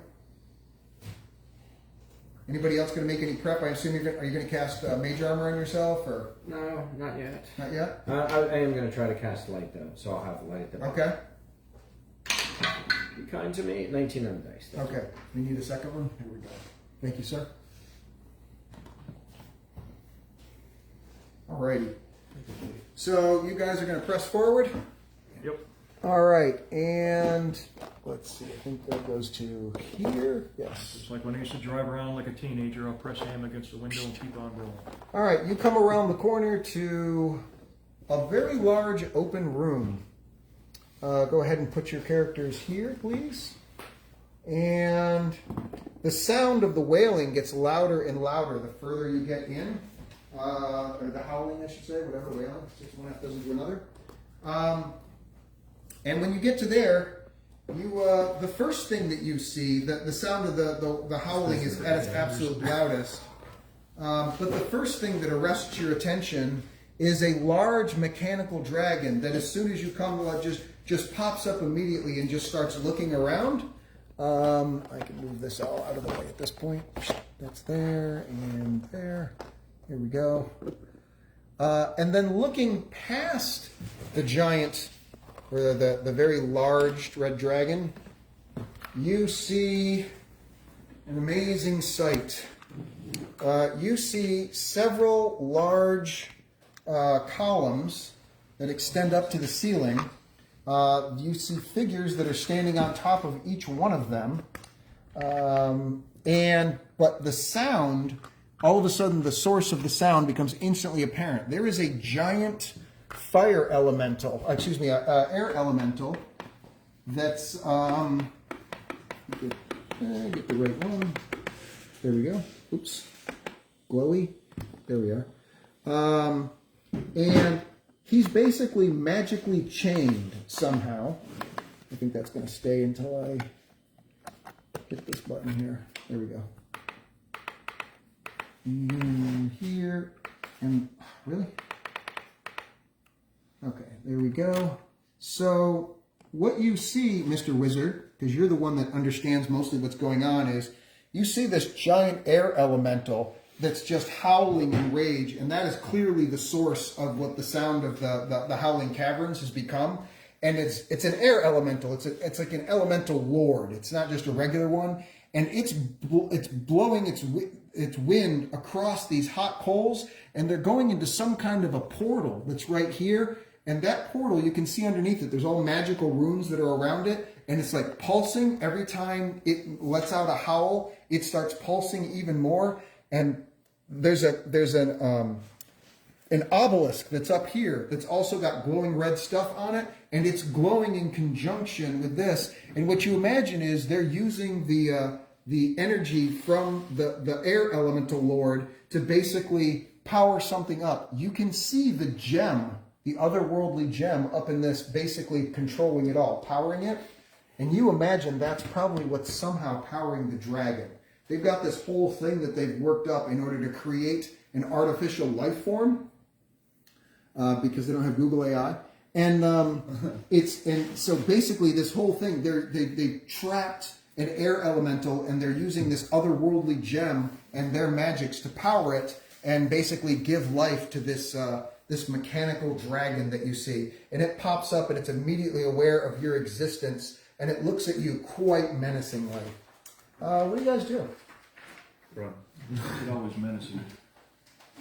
It looks at you seductively. Erotically works. Okay. Its tail goes straight. Chunk has a whole other type of magic we never knew about. Well, it's going to take some thought, boys. What are we doing? I don't want to fight that. That looks. I'm pretty sure if we fight that, we fight everything in that chamber, which... I'm worried about getting kicked again. The guys that are up on the top here, they're dressed in robes, and they are all chanting. As soon as you guys come in, they begin chanting, and they're all chanting in unison. or whatever that they clearly look like they're acolytes or wizards or some kind of. They're dressed in robes. And then there's a slightly better looking one up here that's standing in front of this large obelisk, and he's also chanting, and his eyes are of course glaring down at you with said villainous look. I don't think we want to take out the guys at the top are the ones we want to. I look at my sword, look back, it's gonna be hard. For me. What shoot? Is there seeming to be a way to get up there? First off, roll for initiative just to see who gets to go first. Oh wow, it's first time. How's your dex? So 13. So what's our order? 18 for me. 18. So Crag will probably go first, I assume. 13 for me. Okay. Anyone higher than a 13? And a 10. You had a 10. Okay. And Chunk, I assume you're lower than all that. Yep, I had a 7. Okay. Space these out a little bit. Yeah. That's the only thing I don't like about them. I gotta be widened up a little bit. So that makes it your turn. What does Craig do? I hate that. It's live. What's going on? Well, you only live once. Just gonna pull my sword up and charge at the dragon. That's Okay. not true. Look at Dell. True. I didn't hear you because I was running. You charge the dragon. No, the portal. Brave move. What is it that the players who want to live do? No, I'm just kidding.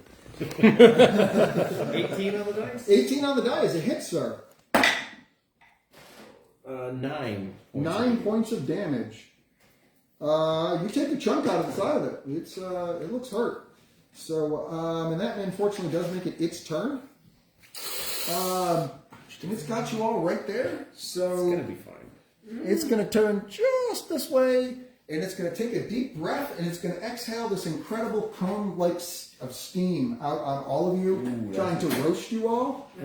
Everybody make a Dex DC check. This one? Yep. Dexterity? Dexterity check.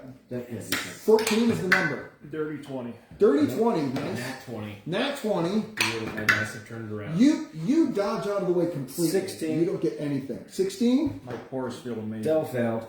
Del failed. Okay. So everybody who failed takes 9 points of damage, and anybody who succeeded takes 4 points of damage. Except for you. You don't take any because you rolled a nat 20.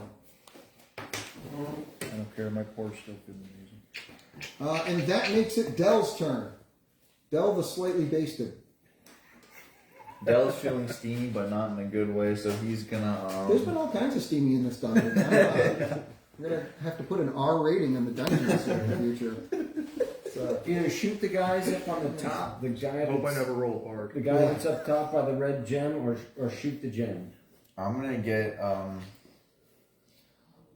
Where's this me? Yeah. I'm gonna get to this. Can I do that? Is that too far? To get to the that's fine. side? You can run. Yeah, you can run basically 30 feet or near, so that's fine. Yeah. So I'm gonna get to the side and take a swing. At the dragon? Yeah. Okay. Swing it.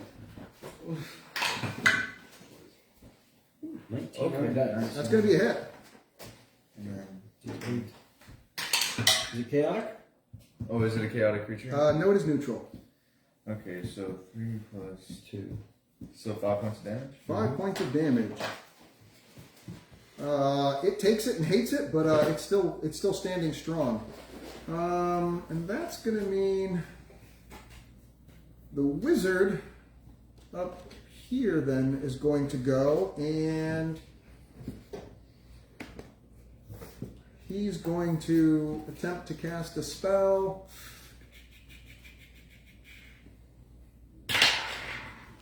And he fails. When he attempts to cast, he does some mumbo jumbo, and you don't see anything happen. Do I recognize any of the words? Pardon me? Do I recognize any of the words? Mage armor, yes, you would. Yep. Oh, I'm sorry. My bad. Just got that kind. Mirror image, do you have that? Mm-hmm. Okay, then yes, you recognize it was mirror image. And he failed that.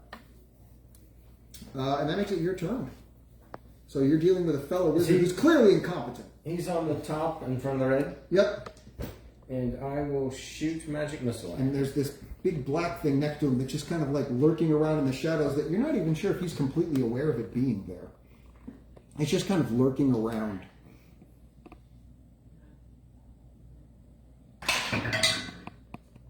On the die. Hit him for 3 points of damage. 3 points of damage, which hurts for a wizard.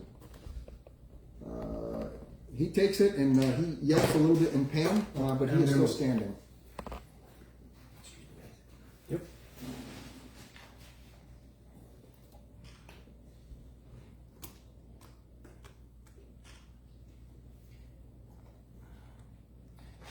Do I get some partial cover anyhow? Sure. One thing this Absolutely. missing is plot And that is going to make it Chunk's turn. Alright, so Chunk will survey the situation. Take out the wizard! Vaguely has an idea of what's going on. So he's going to send up a little prayer. Says, GD, protect us all. And that's a fail to cast blind/deafen on the wizard. Oh no! And he's just going to run. The howling of the enslaved air elemental lord just disrupts your concentration. Every time that it lets out one of these large screaming wails, it just kind of like grates on your nerves because it's you can tell it's in some kind of agony. It's a creature designed to be free, and they've got it chained up basically as a slave. So you understand where the rage is coming from. Yep. The square is at least 5 feet, 10 feet square. 5 foot each square. Each one of these is 5 foot. So I'll go 5, 10, 15, 20, 25. So that'll get me to here. Alright. Question for you. If the chains that are holding them, do I think that I could do sufficient damage to the chain that's holding the thing? You're pretty sure the chains themselves are magical. You could try. Right. Never mind. Okay. Let's see, and that makes it Crag's turn Crag's going to continue his assault on the dragon. on the mechanical dragon. With a nat 1. With a nat 1, you swing and just drop straight to the ground. Whoa! Right underneath you. Which he's going to take advantage of that. Since nobody's all bunched together. There's 2 of you there, but so he's going to try and bite you, lying on the ground, which he fails miserably with a 8 total. You drop to the ground, sort of lunging towards you, and you roll underneath him so that he can't get to it. And then he's got 2 claw attacks, which since you rolled out of the way, oh no, we'll do 1 claw attack here against, is that MJ? Mm-hmm. With a nat 1, he just swings and drops down. This is the goofiest dragon I've ever fought. He's all kinds of messed up. It's mechanical. It's not a real one. Right. He's on a fresh DMT trip, and then the tail is going to lash out against who's that right there? That's you. Yep, that's me. He's going to do a tail lash against you. No, I'm sorry. That's a. Oh yeah, no, that was right. So a 19 on it. He does hit you. Yep. And you take 8 points of damage. And you do need to make a strength check, or he's going to launch you.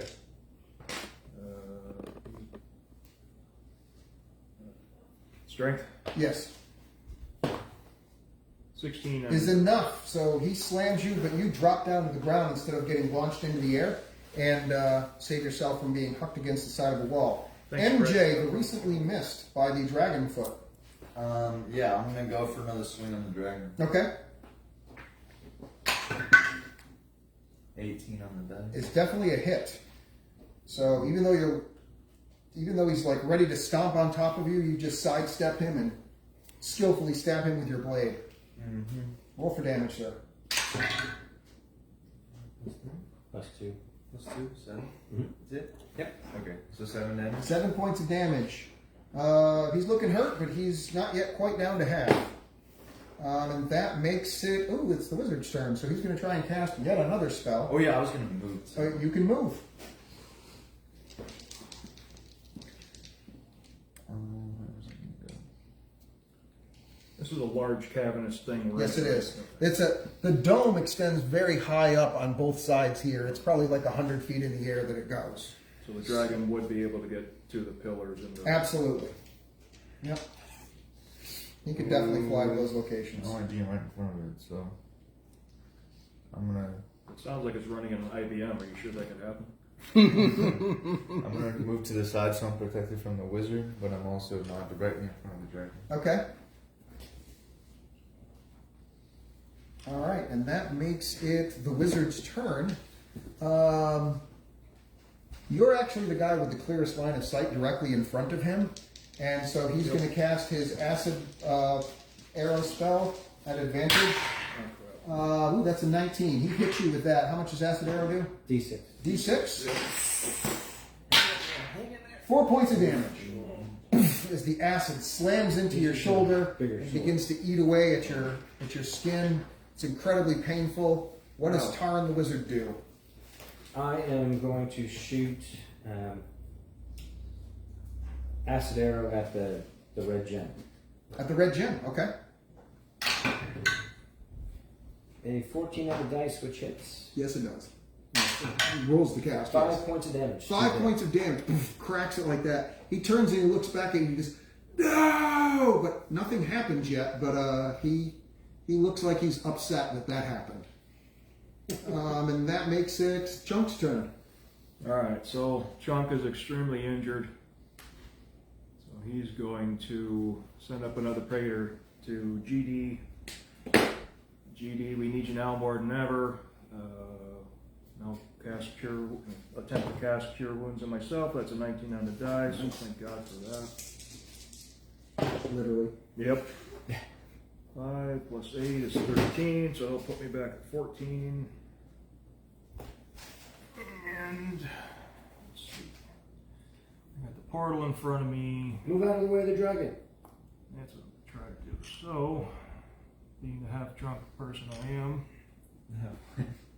assuming that's supposed to be there. So Half I'm drunk? trying So to, you get as good as you usually are? You could get on the other side of that portal. He couldn't shoot you. well, that's what I was worried about, though, is if we get the gust of wind. I'm assuming the wind's going through the portal. Is it coming through the portal? No, it doesn't go out the other side of the portal. Basically, it gets from the wind that goes in this side here, and then there's nothing on that side, but it shows up, it starts glowing here. So it's apparently, it's some kind of basically magical wind technology. So it's Alright, and I'll do that. We'll see. What the heck? We'll see what happens. it's an evil Greenpeace wizard. So he's using clean technology because he's concerned about the environment. So, as good evil wizards would. That makes it Craig's turn, I believe. I'm going to continue my assault after I stand up for my previously terrible swing. 17 on the dice. That's gonna hit. I almost hit to a 12. 13 points of damage. Wow. Okay. He's down below half. And I'm gonna swing around here Mm-hmm. and kind of hold there. Okay. Might be a bad spot, but All right. we're gonna find out. That makes it the dragon's turn. Well, it's a bad spot in terms of his tail is right there. So yeah, he's gonna swing his tail at you. But it's not gonna matter. So, 11. That's under it. The goofy Right. dragon. It's 11. So the drugged out dragon, and he's gonna switch over here, and he's gonna go a claw and a bite against you because you're what's directly in front of him.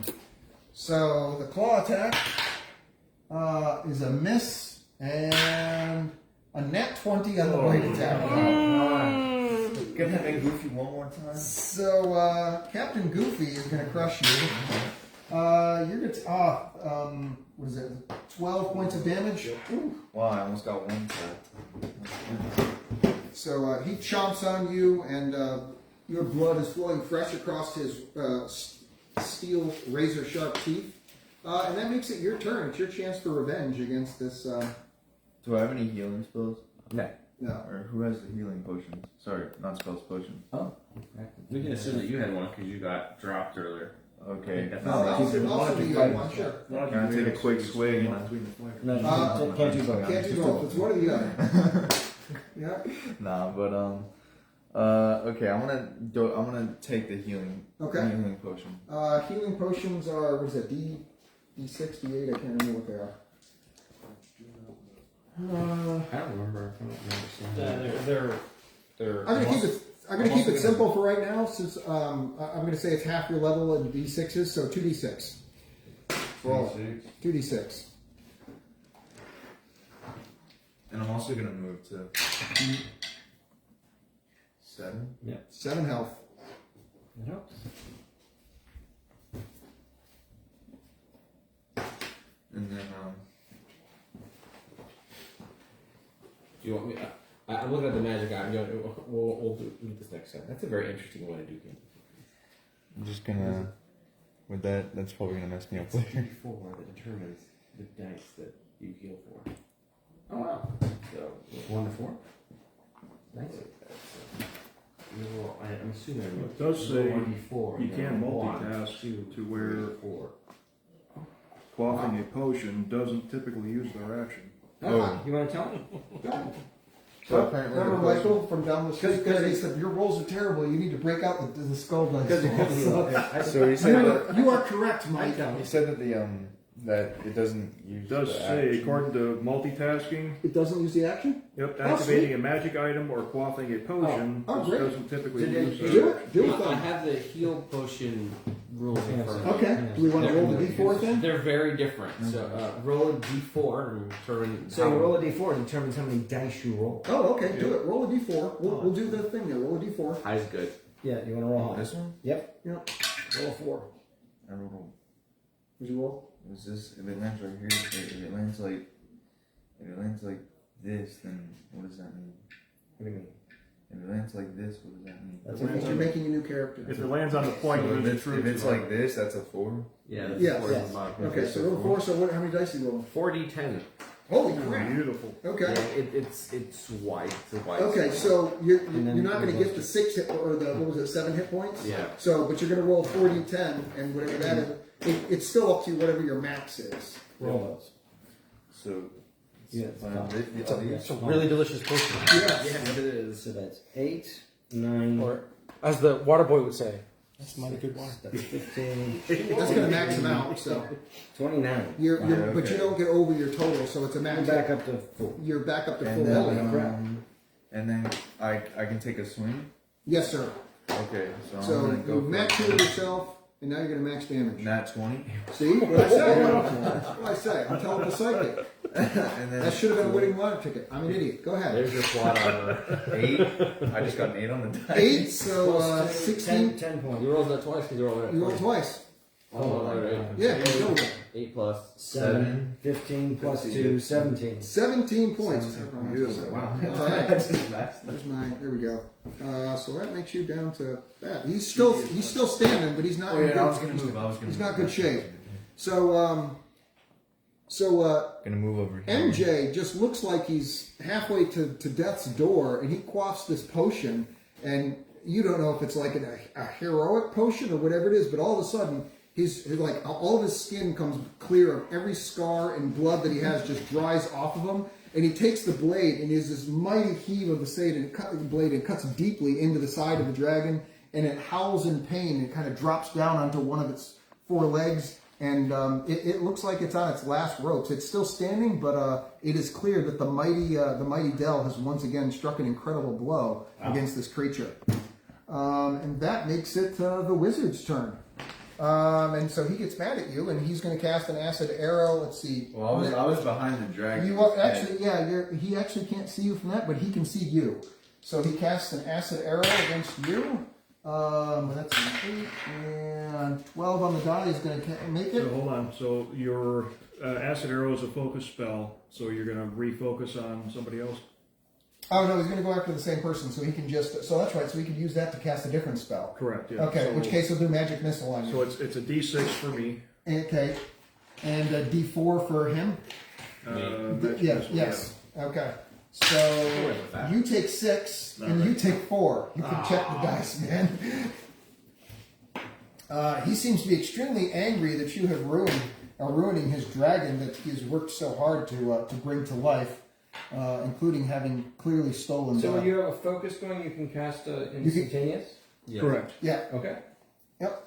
And that makes it My turn. Terran the Wizard's turn. Now, traditionally, depending on how you want to run it, the way I've read it in the rules is you're supposed to do a focus check. First. Anytime first, correct, to see if you can still focus or if you take damage or something along those lines. Right. Again, it's traditionally up to you guys, however you want to run it. So 19 on dice for the focus on the gem. The acid arrow is still going. Okay. It does a whopping 1 point of damage. 1 point of damage. But still 1 more point of damage. Just 1 point of damage. And then I'm going to shoot it with a magic missile. 19 on the die. Ooh. For another point of damage. Okay. Hey! Still 2 points of damage. It certainly is. And that makes it Chunk's turn, the Dwarven Priest. Alright, so I'm still near to Craig, right? Yeah, you're pretty close to me. Crack. Craig, yep. Alright, so, and I shall attempt the no, I need to be close. So I will step back 5 feet. I'll drunkenly fall down again. 3 on the dice, so that's a fail. Oh no. And I'll step back up in front of the portal as a multitasking thing. Do I see any pebbles or anything around my baseboard here? No, because the wind is blowing everything basically out. So all the small debris and stuff basically is, has been removed. Any from... chance I could have ripped off a stalagmite? No, stalactite. From the ground. Make a strength check. Go for it. Give me a 14 strength. Talk about breaking stone. Yeah, Nat 20. You do it without even thinking about it. Alright, so while I cast a spell, it pisses me off, so I just rip the damn thing off, and then I chuck it. When I step back in front of the portal, I just chuck it in front of the portal. Or is that another What, into the portal? into or- the portal, just to see what would happen, or is that considered another action? If it is, I'll hold it. That would be another action. Okay, I'll hold it then. Okay. And that makes it Crag's turn. Craig's gonna. There's a deeply wounded, or I should say damaged. No. Deeply I'm going for the damaged. killing blow. Going for the kill and blow. You can do Someone it. Give cheated. it a virus. Nah, that's 13. No, sir. So a swing and a miss. Too much exuberance and not enough skill. And that makes it Mech the Magic Dragon's turn. Superpower. He's going to tail lash you again. With an 11, 12, yeah, he definitely hits you. Tail is 2d8. Painful. 12 points of damage. Are you still standing? I'm still standing. Wow, brutal. And then make a strength check of DC 14. Look at that at advantage or no? Yeah, I'll call it yes. Yeah, it looks like 18. That makes it. So you're able to push it off to the side and not actually get thrown. And then he comes charging forward because Dell did an awful lot of damage to him, and he is not happy about it. So he does a claw, which is going to be a total miss, and he attempts to bite you, which is going to be a hit. And that bite is going to be 2d8 for only 3 points of damage. So he just barely grazes through your armor. Dragon's still goofy. It's his bite has been greatly weakened by the damage that you have done to it, and that makes it your turn. You could finish him off. So yeah, I mean, Well, you can try to be his friend. Just saying. I'm just gonna reach up and hug him. Give him a hug. Okay, that sounds good. Give him a big kiss right on the lips. We don't need to find him. Hold on, before you do that, I want to give you these new character sheets. They're great, and I have a good feeling about this. Alright. All right, you gonna swing at him, sir? I'm not feeling happy about that Okay. bite attempt, so I'm gonna try to swing at him. All right. And I missed. Swing and a miss. Everybody's just got performance anxiety at the last second. And that makes it the wizard's turn. So he's going to continue to concentrate. He has to roll for the concentration each round? Or? I believe so, yeah. Okay, so but it's an advantage for the one. So 18. Yep. So that's it. So you take another 5 points of damage. Are you still standing? Yep. Wow. And then he's going to attempt Better to than cast I ever did. magic missile at you. which he successfully casts with a 13 plus his stuff, and you take another 3 points of damage. You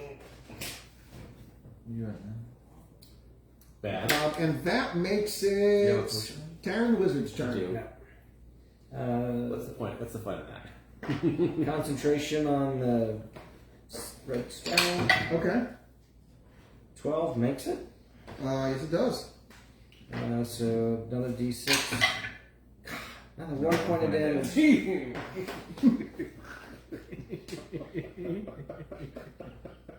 And magic missile. Nat 20. Nat 20, alright. Beautiful. Double damage. 2 points of damage. 7 points. 7 points. Okay. It's starting to crack around the outside of it, and it's starting to look like it's in bad condition. You're not sure how much more it can take. Your behavior is having an impact, despite the slowness of it. If you can't finish it off, time and erosion will. Okay. Chunk. So Chunk's going to attempt to cure wounds on himself, and that's a fail. Uh-oh. So, not much I can do. So I'm just going to stay right there next to the portal, I guess. Oh, what about that? What's the line? Or The what? Rock. the rock? He already did. Oh, yeah. The action was a spell, so I can't do that, unfortunately. Right, you're so damn mad you tried to heal yourself and then you forgot about the rock. And that makes it Crag's turn. Crag, who's constantly getting pincushioned by little magic missiles. Cracks him like, Dell, you got this, and I'm gonna run through the portal. You're gonna run. You're I'm gonna gonna run into the portals. You're gonna run into the portal. I have no idea where this is gonna go. Okay, that sounds good. You know what? Make an int check. 14. No. No. Okay. So you go and how hard do you run into the portal? Oh, I give it everything I got. You get everything you got. Okay. So, I'm like charging right now. okay. You take 1 point of damage as you slam into the backside of the portal and it just doesn't go anywhere. Bam! And you just fall like that. So, because when you go to run into it, the portal sort of disappears for a second, and all these math equations go right in front of your head, just spinning like crazy. And then, what is that movie? What's the magic number? 41 or something like that? 42. 42. So you're just like, 42. No, bam! And you just kick back out. And that was not the answer that the portal was looking for. And you get kicked backwards. And that makes it the dragon's turn again. Putting you...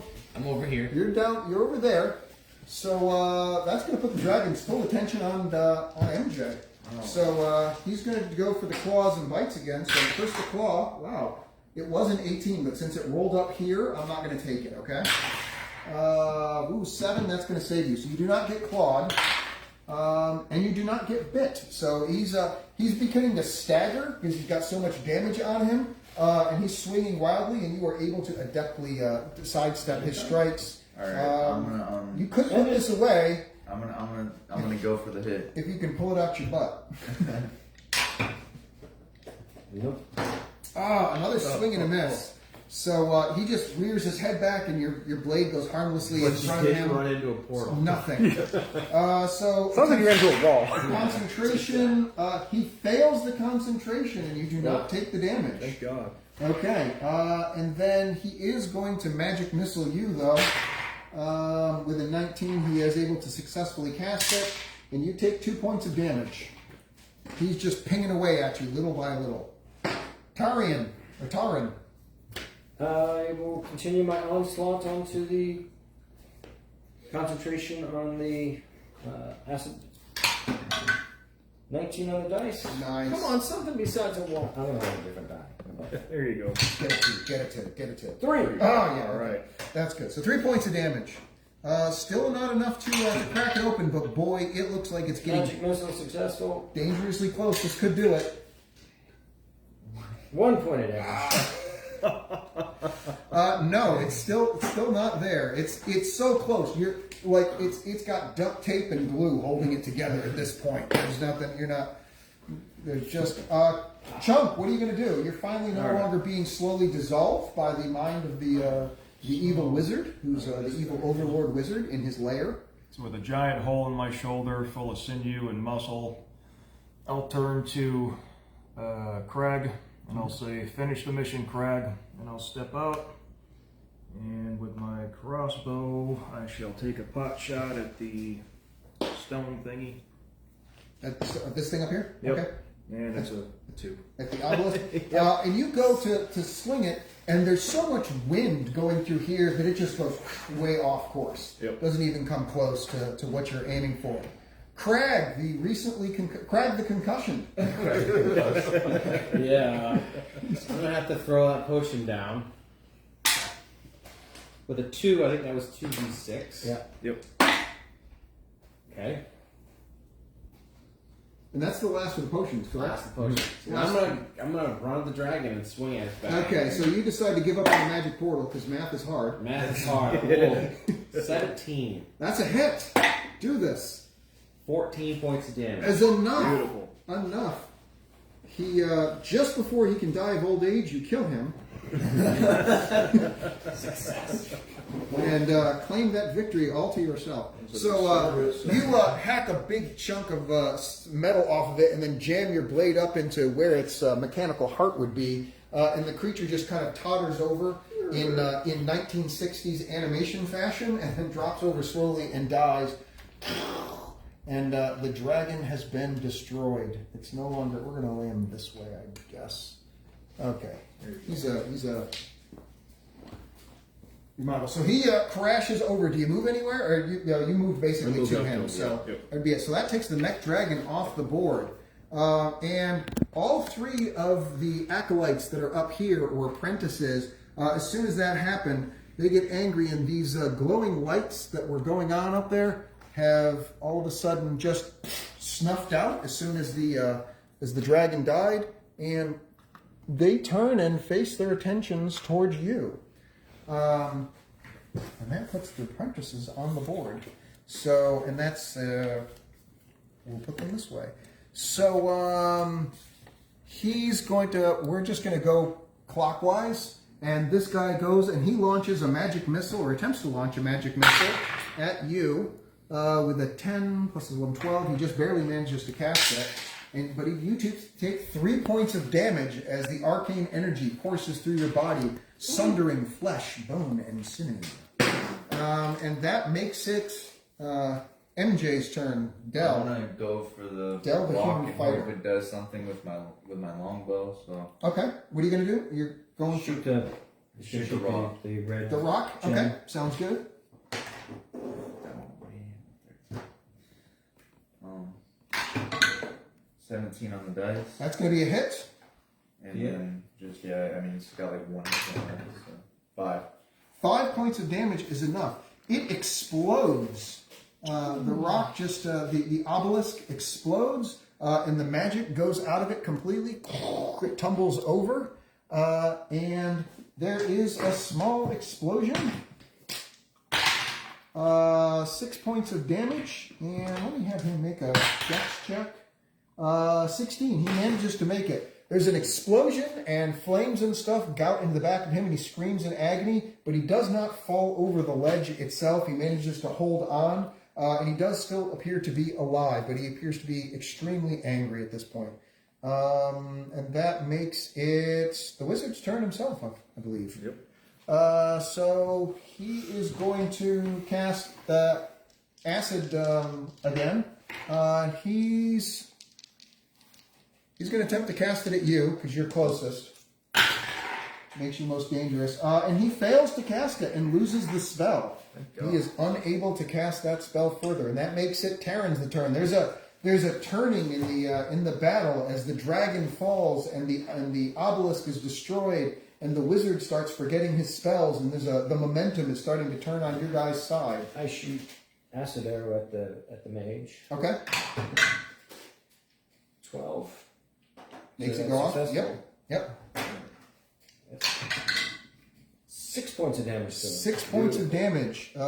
He looks extremely well worn. He's got all kinds of damage and from the flames on the back, and then the acid burns across his body. He looks. Nobody's going to ask him to the high school dance anytime soon. And that makes it the next apprentice's turn, actually. So the next one over here is going to go, and he's going to cast a magic missile. Let's see. Where were you at? Over there? From his angle, he can see down at you, and he's going to try and cast magic missile at you, which does go off, and you take 1 point of damage as his little small, tiny arcane missile hits you. You notice that he grabs a blue pill and takes it, and he hopes that his next one is going to have a little more meat to it. That makes it Chuck's turn. Excuse me. Yep. All right. So Chunk is going to try not to destroy the set. I'm sorry. It's intricately built. All right. I'm just going to move a little By the forward. way, these things were made by my friend Justin on my Facebook group. I saw him produce them for himself, and he did such a cool job that I commissioned him to make 5 of them for me, which he did. He did a beautiful job. It meshes in well with the Dwarven Forge. So Justin, thank you so much. You did an outstanding job. I really love these platforms. They're going to be highly useful for this and many other adventures. So the chains were his idea too. So good job, Justin. So what are you going to do, Hoss? All right. So I move forward. So I'm going to attempt to take another pot shot at the wizard. How's the battery life looking? Okay. That's, What's it at? 85. Oh, okay, beautiful. we're crushing it. Yeah, it's an 18 to hit. So that'll hit All right. for 6 points of damage. I'm sorry, who the? The wizard. And so it goes straight through his throat, and his eyes go wide, and you literally see the gaping hole through, and he just kind of falls over and drops to the ground. And the air elemental picks him up and throws him and hucks his corpse all the way across the other side. He slams with a sickening thud, and it drops down there, and you realize there is no love lost as far as that's concerned. Okay, and then that makes it the next, this guy's turn. And he is going to cast, he's actually going to cast his magic missile at you, since you're closest. 16, 17, either one, he gets it. And you take 4 points of damage. He hits you hard with his magic missile. There we go. Did you drop over? Yep. So Oh, you see the priest, the dwarven priest, who's known for their sturdiness, drop over as the magical spell arcs across the caverns, and he rolls a d4. that's correct. I rolled a d4 to find out how long you got. Plus your constitution. What's your constitution modifier? -1. -1. Hurry. He looks in really, really, really bad shape. All right. If there could be up to 4 reallys, there's really, really, really bad shape. Yeah. Okay, that's the hint. Okay. It's his turn. You can roll on that. If it's So you really, can roll a really, nat 20. really, It's your really, turn. that would be. You get to roll a nat 20. Oh, I get to roll one. Yep. 19. So close. Okay, so you hear him go, guys, that's not funny, guys. And then No one's in the room. no one's in the room to hear it. Yeah. So after the obelisk went down, nothing. There's nothing. Yes. Now that this turn has ended, it starts the new turn. The creature starts ripping away at its chains, and he's spending this entire round just ripping away at the chains. He's just one by one. He's pulling them off, and basically free himself from the last vestiges of the magic as it's no longer being channeled through. So he's basically wearing away at the last minute of it. And that's what he's going to do for the remainder of this particular round. The beginning of next round, he will probably be completely free. Is it pulling on those towers at all? Is it? No, he literally breaks. He's just Okay. breaking the chains themselves. Yep. So the towers themselves are not getting pulled over or anything like that. But it looks like he's working his way towards freedom. So which may or may not be good for everybody. Right. Craig, Craig's gonna Craig. roll an intelligence check. Run. 14. 14. It does occur to you to these creatures, probably all humans look alike. Uh-oh. That's so having been caught up by these things, he's probably not in a great state of mind after being held in this torturous position for months on end, having his freedom restrained. So he's probably going to have an attitude with anyone within reach. So that makes it Craig's turn. Craig's gonna hide in the corner of it. Craig's gonna practice some yoga and kiss his butt dry. Craig's gonna hide. He's gonna knock stuff over. I need that to stand so Okay. I'm hidden. Oh, sorry, you can't hide behind it. It's been knocked over. It's a live action table. Kind of huddling back there because I can see what's happening, and Okay. I probably don't see what's happening. Okay, so Chuck. you're basically gonna save yourself. Yes. Okay, so then that's going to make it an apprentice's turn. So we did this, so that brings it back to, I guess, this guy right here. So nobody. Yes, you are within view. Yeah. So he's going to try and magic missile you with an 11 is going to hit, and that's 4 points of damage. He hits you hard. It arcs across there, and you can see the fear in his eyes even as he's casting it, and it seems to be driving the magical power, and he hits you really with a good solid magical bolt, and that makes it your turn. I'm gonna run up to that priest that got launched across the room and see if I can find a healing potion for him. Okay. Look at you thinking about other people. Oh yeah, I have an idea. And it's He has 2 potions on him. Okay, can I tie the potion to an arrow with the rope I have You know, yes, you can. and launch it and Can shoot you it? do it well? I don't know. We'll have to No, find out, but you can do it. You can double move on your next turn to get to him. Trying to shoot an arrow at. How's he going to get in his mouth? Yeah. Not 20. No, I'm just kidding. Your better bet would be to roll, and it would be to double move your next round. Yes. Okay, so double move my next Yep. round. Yep. Because this so- one was getting over there and then rifling through him to find what he Okay, had, so that's all- and then that's my pulling it action out. and everything? So right, so that's your action for that round. You're able to Gotcha. find it and you move to it. But your double move, you will be able to make it to him. No, you know what? I'm going to say you can make it like about halfway there. Actually, it's not that, because that's only about half the distance of the chamber. So I'm going to say you can make it to like a little bit before this rock. Now that I'm thinking about it. And I'm gonna, And next round you I'm can gonna make it move to him and just then like your action feed right, to him or right whatever. here. Okay, that sounds good. If the goal is to save Chunk, You can get in front of that. That'll Yes. keep you protected from Yep. several of these guys. Yep. Yeah. Okay. I Alright. am protected from those two. Wizard Right? is gone. You have slain him. Okay. That makes it the next apprentice's turn. You are within view. That's that right there. Who's that? That is that you? Mm-hmm. Okay. He's going to try and magic missile you with a nat 20. Okay. They're only D4. It is only a D4, but it's 2 of them, and it's 6 points of damage. Oh, that's bad. He stings you pretty good with that. Yeah. Keeps it going. And that makes it your turn. You get to respond to him in kind if you wish.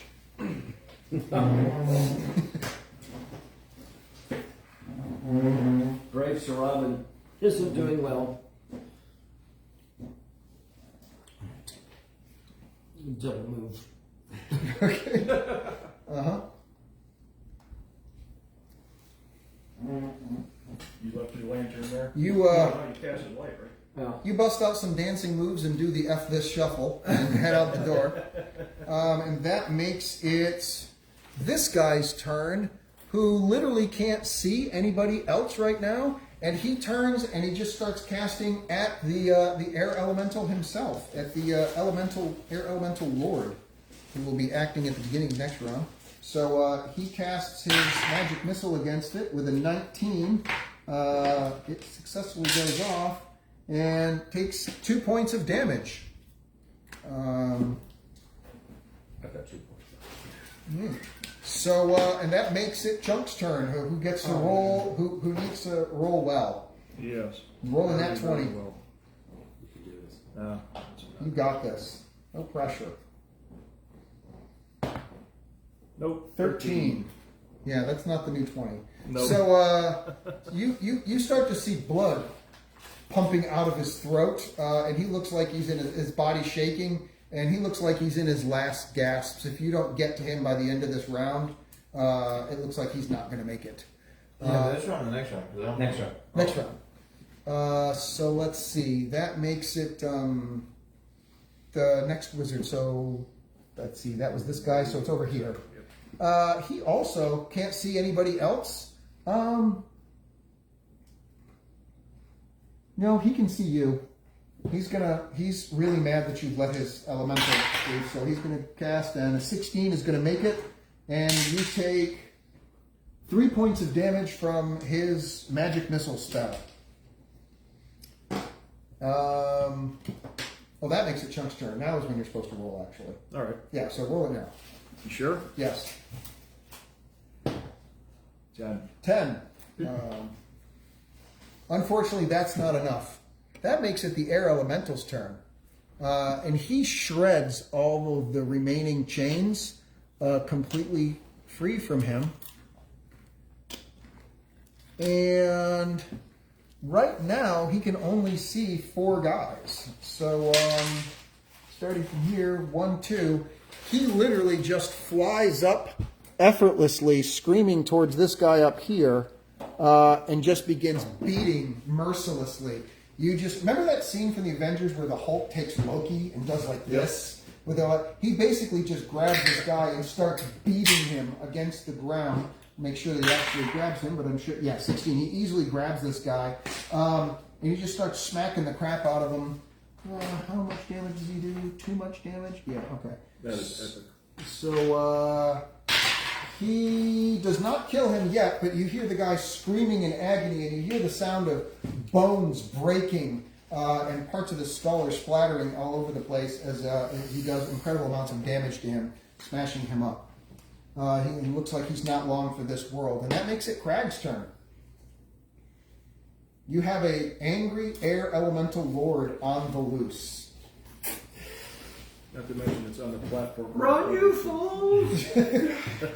I hear "run, you fools," and I'm with that. I'm a double move. I'm a double move out.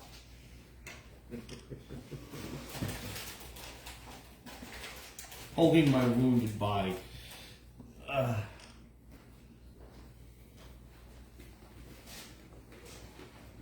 Actually, I'm gonna. I grab the priest and drag him with me. Absolutely. Or not the priest, the dead wizard. The dead wizard? Absolutely. You can drag him with you. Okay. Um, Probably the loot's at. That makes it the second apprentice's turn. Who's busy dying? He will attempt to cast. 17. He manages to get the spell off.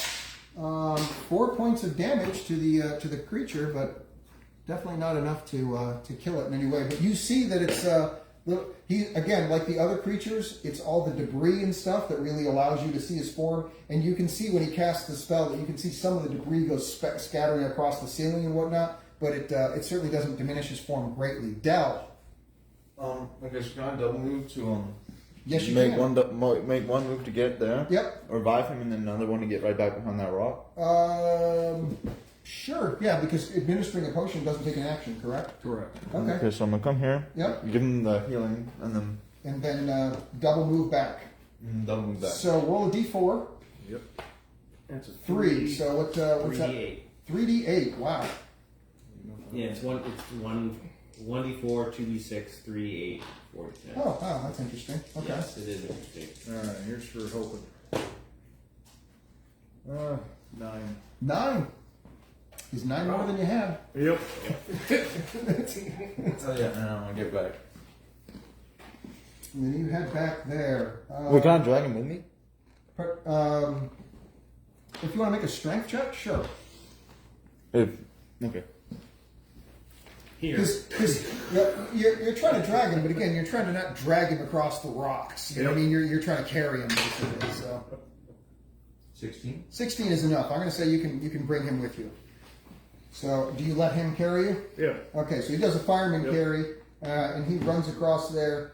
You've got that wailing sound of this creature, which seems now the sound of pain is gone, and it's nothing but rage for the howling wind that's coming out of it as it wants to take its toll. I'm trying not to That's all good. There we go. Okay, and that means that this guy right here is going to cast his magic missile against the creature and try and salvage his buddy's life. With the 19, he is able to cast and does 3 points of damage to it. To the surprise of no one, it is still flying just fine. Taran.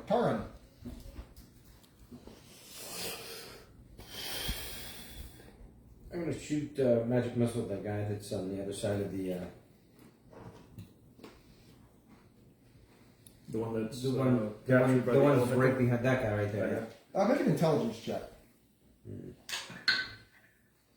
Nat 20. Okay. You're just about to cast a spell, and it immediately occurs to you they're helping you do your job because they're attacking it, and he's focusing on them. The more you can get them to wear each other down before you're forced to contend with it, probably the better off you are.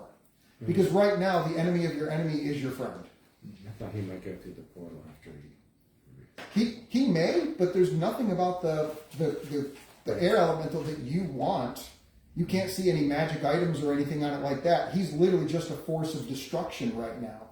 So, but what your biggest concern is, you don't want him paying attention to you until he's as weak as possible. And right now, since these guys can't target you, they're targeting it, and he's targeting them. What's that black thing doing that was up there with? It's weird. It's just kind of lurking around, and it's like bouncing around. It's kind of, and none of the other guys seem to even be aware of it. Even like it's like lurking over the shoulder, looking at it with curiosity, and then it just kind of bounces, almost like a living shadow, bouncing from place to place. But it's got these big white eyes and a white mouth, and it seems very inquisitive. It doesn't seem like it's hostile about anything. I'll shoot an acid arrow at the arrow. Instead of. At the elemental? Okay. Yeah. I hit 6 points of damage. 6 points of damage it is. Okay. And that makes it the next guy's turn, and he's going to, again, the only thing that he can see is the air elemental, and he knows it's coming for him soon, so he just barely manages to get his spell off, and 4 points of damage to it. So he takes a chunk off of it. And that makes it Chunk's turn, who is recently back from the departed dead. Yes. He's got stories that he can swap with Del about life after death. He saved me and I'll save him. Yes. Yeah. So you guys are life after death buddies, and that makes it the Air Elemental Lord's turn, and he continues to focus his time and efforts on this guy, which is more than enough to hit him.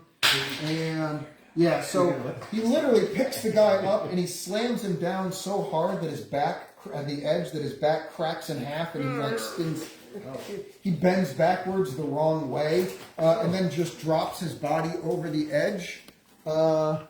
He falls over dead, and he turns and immediately flies over to this one right here, and he begins paying attention to this, and he doesn't appear to focus anything on the one creature. It just kind of hops over back to here, and it's just kind of weaving in and out of the shadows. This guy right here is weaving in and out of the shadows as he's watching all of this happen. It just seems to be like it's curious and Observing? It's like it's observing, and he's interested about everything that's going on, but he's not actually participating. This guy here, as a free action, craps his pants. Craig. Oh, so quickly, so it's coming back to life, my turn? Coming back to no, it's your turn. Go for it. So, can I make an intelligence check to see if there's some sort of prayer, maybe? See if I can discover anything about that shadow thing? Okay. Nah, that's a 5. No, you're so consumed by the destruction of this thing that if you can't get it handled, it may be a Pyrrhic victory for you, which is to say you might kill the bad guys, but you might end up dying in the end. And that's kind of all-consuming, especially since 2 of you have been so close to death, right on the edge of it so far, that you can't really focus on anything else. So I'll put my hand on Del's shoulder, and I'll say, Del, you made your gods proud, and that was my action, right? yeah, you try to do an insight thing on the thinking, did some hard thinking, and came up with zilch, unfortunately. Yep. And that makes it Craig's turn. Well, I'm gonna make sure that I'm gonna come around the corner of the hall, and I'm gonna take the wizard, and I'm gonna loot him, for lack of a better word. Okay. What's he got? He's got a potion on him that is hard for you to see. You're like shaking it, and it's like, well, it looks like some kind of a clear liquid. Did he grab that? Because he looted him for potions. Now you grabbed the 2 healing potions, and that's the only ones that he said that he grabbed. Okay. So there's some kind of a clear liquid that's not labeled. And then there's some kind of a book with a whole bunch of writing in it that doesn't make any sense to you. Clearly, this guy is stupid. He doesn't know how to write. What's your intelligence? 10. Okay, so yeah, you're. Oh, this is right. This is a different guy. So no, it's the wizard spellbook. Yeah, it's the wizard spellbook that you can see that he's got there. And that I think is what he had. Yes, that's all that he had on him. And that makes it another apprentice's turn. He's going to try and magic missile this guy. With a 15, the spell goes off. And one more point of damage to the big bad guy. He's still looking fairly strong. MJ. Dell, the human fighter. I'm just gonna shoot an arrow at the Arrow Lord. Okay. So you grab your longbow and knock an arrow. Take careful aim. And it goes wild. The wind from that creature just kind of goes all over the place and doesn't strike. That makes it this guy's turn. He is also going to. He knows that this is going to kill him no matter what if he doesn't get the job done. So he attempts to kill it with 11. The spell goes off, and 2 more points of damage go to the Elemental Lord. It's getting close to half. And that makes it Taran's turn. We'll do the focus on the acid. All right. 19 on the dice. That does it. Good. Ooh, 6 more points of damage. 6 points of damage. And then I'm going to do a magic missile. 12. Oh, nat 20. Nat 20, double damage. 2 and 2, 4 points. 4 points it is. That's 10, so that was a good turn. Very good turn. Very good. You cranked it out there. Let's see. So that guy's dead, so it doesn't go, and that makes it Chunk's turn. Alright. The dead guy decays a little more on his turn. Alright. So, I'll go ahead and take a shot at the elemental with my crossbow. 9, 10, 13. Is a miss. Alright. It goes flying off into the air. And that makes it his turn. And he is going to make his attack on that guy, which is still going to be a hit. And he just kills him outright. He comes up to it. The first one's dead, the second one's dead. He just takes him and literally throws him up into the air. And he goes falling and he slams down onto the hot coals over here. And he gets falling damage and burning damage. And he just... he's been destroyed.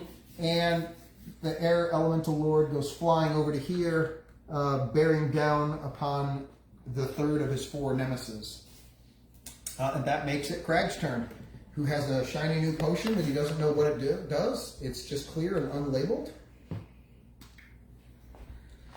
I'm just hanging tight. I don't really have any. You don't have any ranged weapons? I have no range weapons. Okay.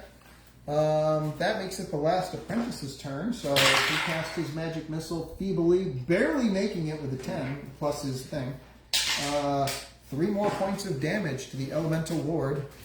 And he's underneath half now. He's looking haggard. His size is starting to diminish, but the fury of it is still there. He's just still filled with rage.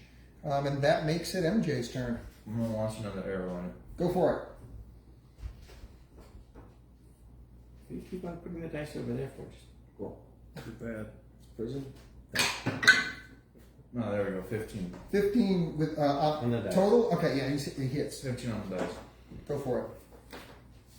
D8.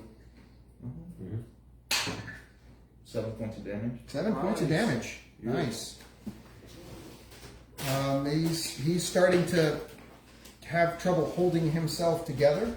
That makes it this apprentice's turn here. He's going to attempt to cast a magic missile. He manages to cast it and does 3 points of damage, which definitely does not kill the creature. And he knows he's staring at his own death imminent. Taryn.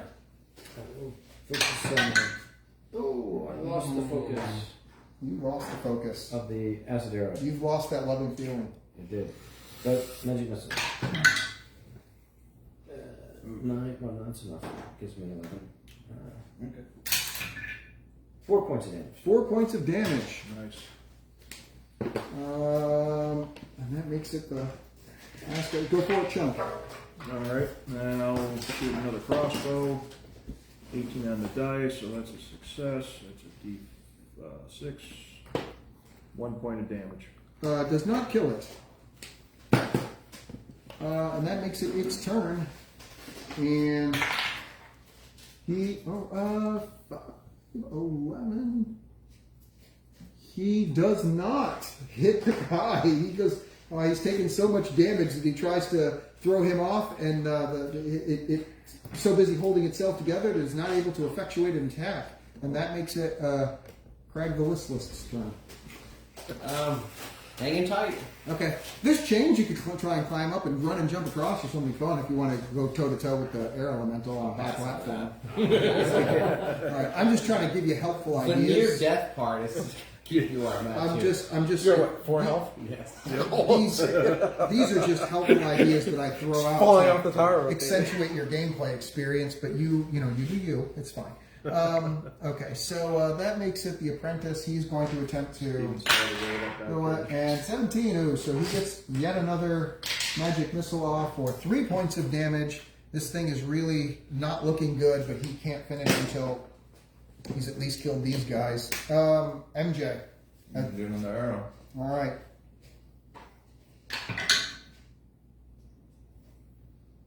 it this one? That, plus 2. So 15 on. Yeah, 15 total. 15 is it? 15. No, does not hit it. Just barely. Sorry, but no. The last guy. Oh, with a nat 20. Fear coursing through his body there. He does 7 points of damage, and he kills it. He destroys the air elemental lord. Really? He does. It has been destroyed, and there are but 2 of the bad guys left, and it just dissipates with one last howl, and then it just goes, and all of a sudden it's just eerily quiet. Finally, after the intensity of the storm, because you felt like you were in the middle of a hurricane for like 20 minutes. It just dissipates or whatever, and then you've got 2 very shaky-looking apprentices up there. What are you guys going to? What is Taran going to do? Quietly, I'm going to do mirror image. Okay. Yes, successful. Okay. There's 2 more versions of me. All right. That's going to be my turn. Okay. The other guy isn't going to. So they're basically getting their worlds together. Chunk, what are you going to do? All right. Do I have line of sight on this guy? Where are you at? Over there. Yeah. Right there. I'm going to say you'd have to. You got line of sight on this guy. I'm going to say if you step out from the thing and then. All right. Yeah, I'll step out. I'll take another shot with the crossbow. Okay. That's a 2, so that's a fail. He goes flying way high. And then I step back behind the Air elemental lord. Hey, you try shooting a crossbow with a quarter of a shoulder. We rolled a 17 on that. Okay. So they decide they're going to fight on. 15 is the DC check on it, and they got a 17. Yep. They decide they're going to fight on, so this guy comes up over here, and actually no, that was the guy that went this round. So they don't have any other action. No, wait, that was you, right? Okay, yeah. So it starts fresh again there. Okay, so yeah, he's going to take a. Which of the 2 of you looks more bloodied? I got 9 HP right now. All right, that's good enough for him. He goes to try and magic missile you. You got 16 left? With a 16 on the die is enough. You take 1 point of damage. That's good. He zaps you. You actually... no, because of this stuff was going on. Yeah, because of the flames of this and stuff, I'm going to say that there is light in this area so that you can actually see it. Yep. So, my bad. So, that's going to make it Craig's turn. Now there's change you can climb up. There's it's a little less windy now. I'll double move. I'll go for it. Pick up my healing potion for you. I don't know you got that. What? I don't know you have that. Yeah. Well, I don't know how far. That's probably. I don't You know. watch me go. Or... I mean, you could always yell it out, right? Yeah. There you go. Noticing how bloody and nasty he looks, you could always hand it to him. It's fine. And What that's could go going to wrong? make it this guy's turn. So Nothing. he's going to step up and he's going to try and magic missile you with a 19 and a nope. So he does get you with one magic missile. You take 1 point of damage. Zap. I regret You everything. got a Yeah. you instantly show up for an ear piercing. Bell. I don't know. Mr. Big Windy is gone. He's Would it dissipated. take a whole action just to hand him the potion since he's right there? No. Okay, so I'm gonna hand him my healing potion, Okay. and then I'm going to take a shot at the one closest to you with a Okay. longbow. I don't know what it is with the number 4 today. Forgotten potion. Yep. It's sponsoring Sesame Street? I don't know. Okay, so my two guys have already gone, I believe. Yes. So that makes it. Oh wait. Oh yeah, I was gonna move. My You bad. gonna move? Sure. I was gonna get. I think. Can I get behind the dragon? Sure. Or like- the dragon's corpse as a as protection, and just pop up to shoot your arrows. So I can still see Sure. him, but Absolutely. I'm covered from. Yep. Yep. That makes it Taran's turn. Tarn's gonna pop out around the corner, shoot a magic missile at the guy up on the top up there. Okay. This one. Yep. 6 plus 11, that hits. Enough. Cast the spell. 2 points of damage. 2 points of damage. It is. And you still have access to your acid arrow. Step back. Yep. All right. Oh no, it's No, I'm saying you still have access to it. When you lose focus, you Oh, don't that's lose right. the spell. So Okay, just as a thanks. reminder. Yep. I forgot about that. Chunk.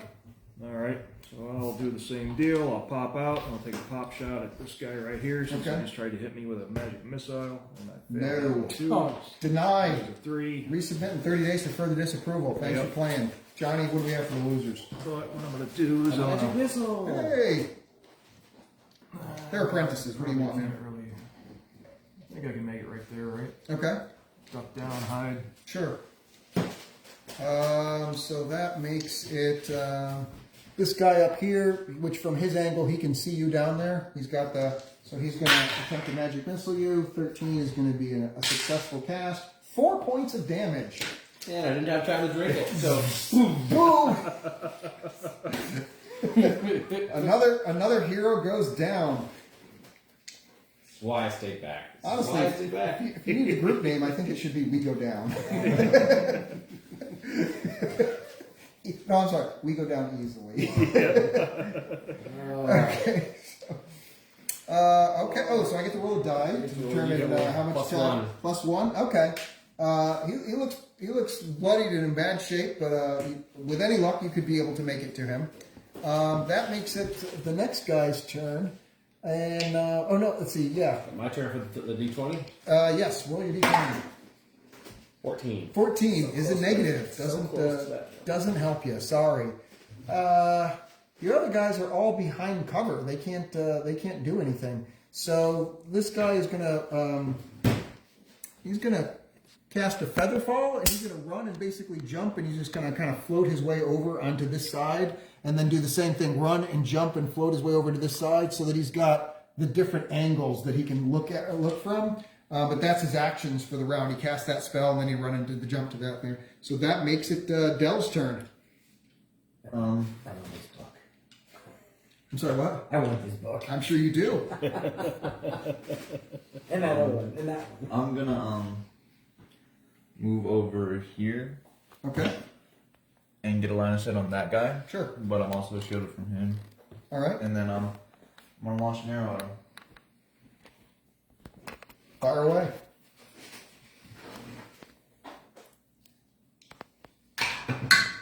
Heal him. No. Now, you I haven't choke. gotten anything above 5 like the past You 3-4 rounds. you choke. Taran, in his dwindling spell supply. Yes, I will step out and shoot a the guy on the tower that I've shot before. Shoot. Okay. Acid arrow at him. All right.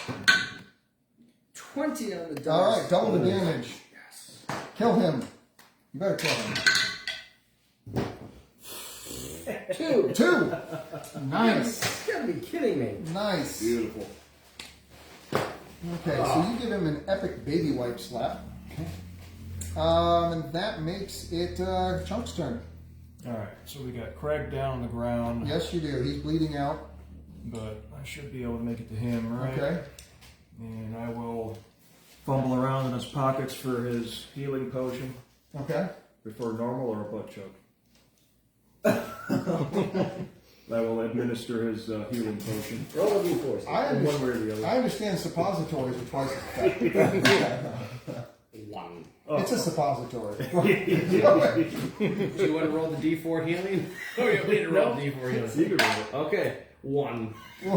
Hey, you're alive. Point You're not back. dead. I'm not dead anymore. Right. The feigned death. Still have my action left, right?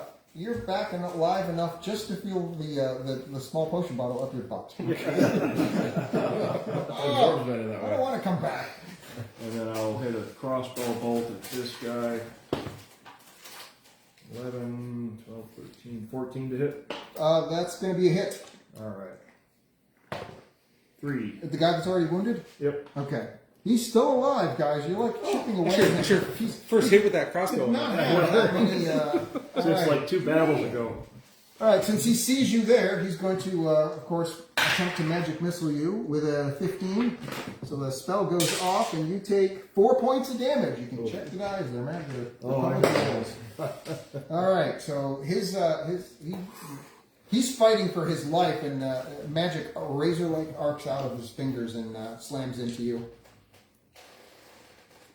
You're lucky I didn't cast it at you. He would have been back down again.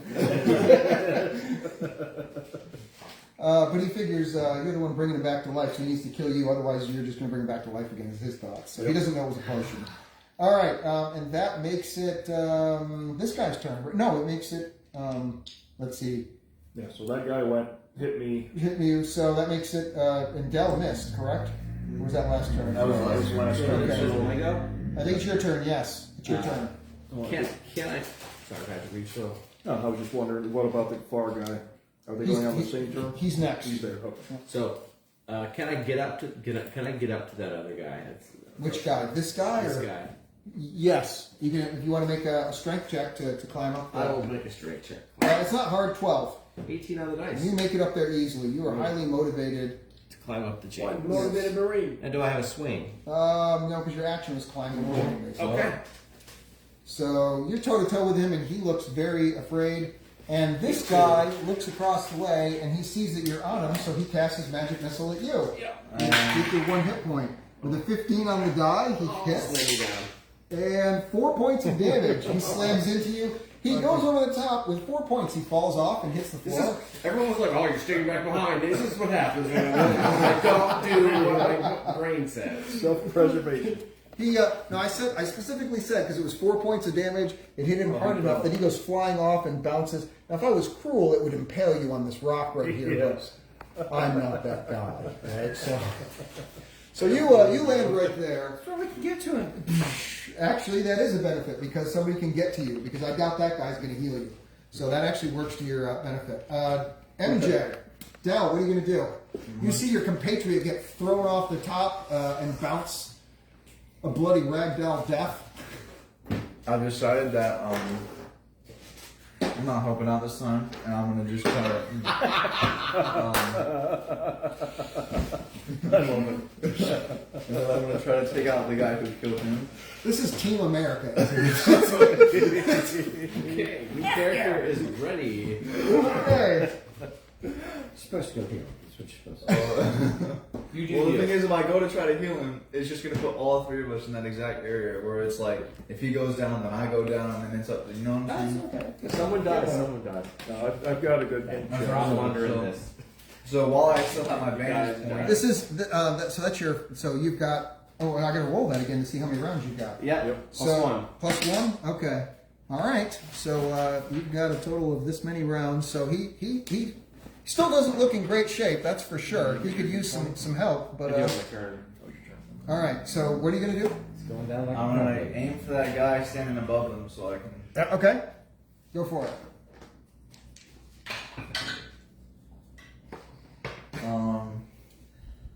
Seven plus. No. Oh, No, his armor class is. It's a 14. Yeah. Yep. No? So the arrow goes flying off and misses. He sticks his tongue out at you and gives you a nanner. And then that makes it Taran's turn because we're out of bad guys. Just got the I two. will focus on the acid arrow. Okay. Nat 20. Okay. Now he gets it. You had 2 hit points left, even if you roll a 1. 8 on this one. Okay, now you crush it. So this time the acid arrow, you focus on it and it's up inside his head and you just explode his skull. Okay, when he's like grabbing his head and all of a sudden it just goes, and his head just explodes in a spray of acid, and it's a body and a neck, and he goes falling over, splat, and he lays down next to his new best buddy over there. Right, and And I'm going to shoot magic missile at the other guy. okay, shoot master magic to the other guy who's unarmed. 13 is enough to make it work. That hits. The spell goes off. 4 points of damage. 4 points of damage, a significant amount of damage to him. He does not feel good, and that makes it Chunk's turn. alright, so I'll attempt to resuscitate Craig. That's a 14, it's a 17 total. Is enough. That's enough. I'm still breathing like this. I think it brings him. Does it bring you to 0? You're alive, but you're not dead. Yeah. Right, I think it stops you from dying. You're not dying, but you're not up. Okay, And that was my action. that's your action. That makes it your turn, so if you have a healing potion. Oh, that's right, you can't. You're Rusty. You're resting comfortably. You're right. You're in the hero's pose, which is nearly the hero's repose, but that's okay.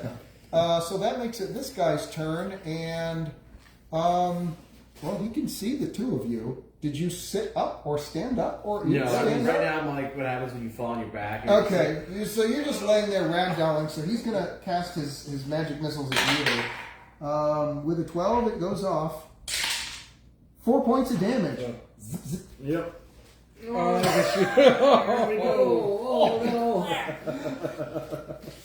Can't kiss everybody. This game is way more nail biter than 5e. I gotta tell you that. It's so freaking close. So and you see him give like a little pump celebration. Yes, and you see 2 of them down. It's like the last two apprentice wizards are like, ah. Yeah. You guys, the party gets slain by the apprentice wizard after everything else. The air lord nothing. Right, but down at the bar fight it's all over with. That's fabulous. MJ, Shoot him. what do you want to do with your magical longbow of missing? I'm starting to feel more and more like a stormtrooper, so I'm like, Oh, that's right. Roll it. At a -1. You roll it. Roll it a nat 20. Nope. Yeah, that's not a nat 20. Okay, that makes it. Did you roll the d4? It's my turn. Oh, that's right. So you got. Ooh. Okay. And with a minus to that. Yep. Okay. He doesn't have a lot of time. I'll pretend I didn't see it. That's okay. He does not have a lot of time. He's good, right? He's good for now because I've got 1 slash and then it's right. So that makes it Steven's turn. No, you're back up again. That's Back right. up. You're back up. I feel silly. I'll try to. That was so administer 6 first seconds aid. ago. I'll try to administer first aid. To who? You or him? Him. Oh, okay. Y'all just go Wait, back no. and Does he have a hit point? Is he actually conscious? No. No, he cannot. He's not dying. But Right. He's not alive. Yeah, read Is it my that turn? up for me. I'll read it up. Okay. So I'm gonna say MJ, go for it while that happens because he's I'm not. gonna run over and try to resuscitate him. I'm gonna get all the way here so that he can't see me. Okay. Get right about there. But I'm some fresh looks. D20 and what you got to get a 15 or higher, I think it is. It was a 17 or higher. Oh, 4 again. No, yeah.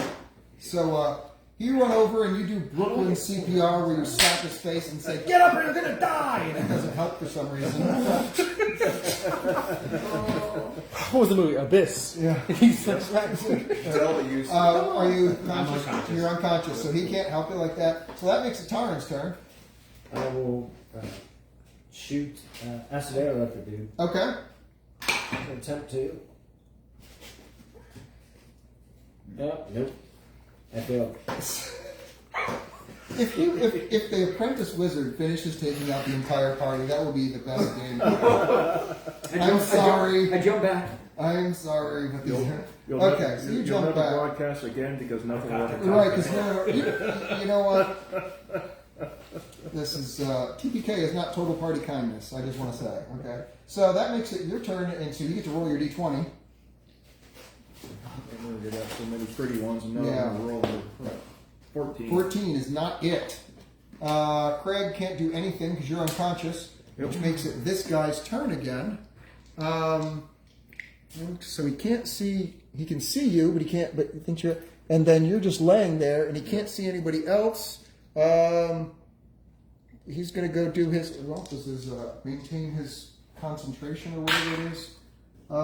13 is enough. Yes. So he's going to run over and jump and do his jumpy floaty thing until he gets to here, and he's going to run over to this side, and he can see you now, but he can't actually fire his arrow. He can't fire his spell because he was his concentration and his running and jumping. I'm going to call that his move. Oh, actually, no. He would be able to cast that, wouldn't he? Because concentration isn't a thing. Double move takes your action, right? Depends on what the movement. I'm going to call it a double move just because of the jumpy thing. I'm just going to call it a double move. That's all right. I'll be nice. Because we're this close. So what is MJ gonna do? I'm gonna Delve the fighter. just. There we go. And then. And then The feather fall. I'm gonna go ahead and try to resuscitate. That's not concentration. Oh. You cast it each time you do it. Oh, okay. All right. Well then. He made the. Well, he rolled the 13 on it, so he made the cast. So but that's his spell That's his move spell. for the turn. Okay. Alright, Yep. I'm So gonna that's try to resuscitate again. all right. Roll it. I mean, I'm on a D20. Try that. I tried this one, all of them say 4. Here, try that. No, that one gave me a 4 too. Hey, we're gonna MJ. Almost let it on 4. MJ's a team into himself. We call him the Fantastic. So 11. 11? Okay. 11 plus your intelligence. He is at minus. Ah. I know. No. So no, nothing. Tara, it's up to you, baby. He's up, standing there. He's looking for somebody. I step out there and I will shoot a magic missile at him. Okay. 16 on the die. I hit him. 1 point of damage. He's not going to do it. I jump back. All right, and so you are out of his view again, and that makes it Chuck's turn, which I believe is his second round for this. I believe so, yes. Yes. This is an important round for him. Alright, Hocus Pocus, let me stroke us. 19. 19, so close. Guys. I don't feel so good. It ain't funny, guys. Alrighty, that makes it Craig's turn, who is still unconscious. Yep. Okay, and that makes it the apprentice's turn, and he can't see anybody, correct? No. Correct. So as far as he knows, there's just 2 left. There's a guy in there, and there's somebody over here. So he's going to attempt to. He's going to run and jump and cast his Featherfall spell and see if he can land over here successfully, so that he can take somebody out. With a 4, he fails to cast the spell. Oh. So he jumps, casts the spell, The apprentice do so good. I'm gonna wipe the whole party by myself. He just goes kersplat. Greatness, here I come. Yay! You guys survived the apprentice. Okay, you're fired. Oh wait, wrong apprentice. Okay, so, Run and dash towards Chunk. okay. See if I can resuscitate him. Or apply first aid. Okay. Pick a hole and blow air into it. 19 on the die. Okay. Thank God. He's dead? resuscitated. Oh. No, you did it at the beginning of the round? Yes. So, that's a like 0. right on the edge. Which way are you going to roll it? Dead or alive? You know what? I'm going to go 50-50. Because technically, yeah. So in the thing, it's the dice side 1 through 3 is bad, and 4 through 6 is good. Is what the 1. Oh, you get there just as he gives his last gasp, and he expires, giving his all. It's the first time I've actually succeeded. CPR. So you give him CPR, and he goes, "Thanks," and spits up blood all over your face and dies. He is toast. You find no more threats in the area. The little sign at the top that says "Work Safety," number of days 102, just gets flipped back to 0. And you guys now do some exploring. I understand. I assume you bring him back up. Well, we're gonna have to spend some time resting. Okay. You want to? There doesn't appear to be anything there. You want to like put 4 torches and Yeah. 3 torches, excuse me, and burn those. And nothing happens overnight, so you guys get all of your health back. Well, do they have to burn the torches since the coals are technically? You know what? I'll give you that. I'll say that those coals would probably last long enough that they would go for 8 hours before they finally give out their last light. So I'll say that because it's a pretty damn big fire. So no problem with that. Everybody has their hit points back except for the person who has none. Yep. Sorry, bro. 2 sessions in a row. Hey, at least this one wasn't a purple worm. So It was an epic fight. it was an epic I fight. like the purple. Between 1 apprentice. So there's no other monsters left. So rather than go room by room kind of thing, the remaining 2 rooms. One of them is the wizard's, basically the wizard's lair, if you will, where he sleeps. And in that one, you see he's got his a copy of his spell book containing all of his spells, which are Yes, please.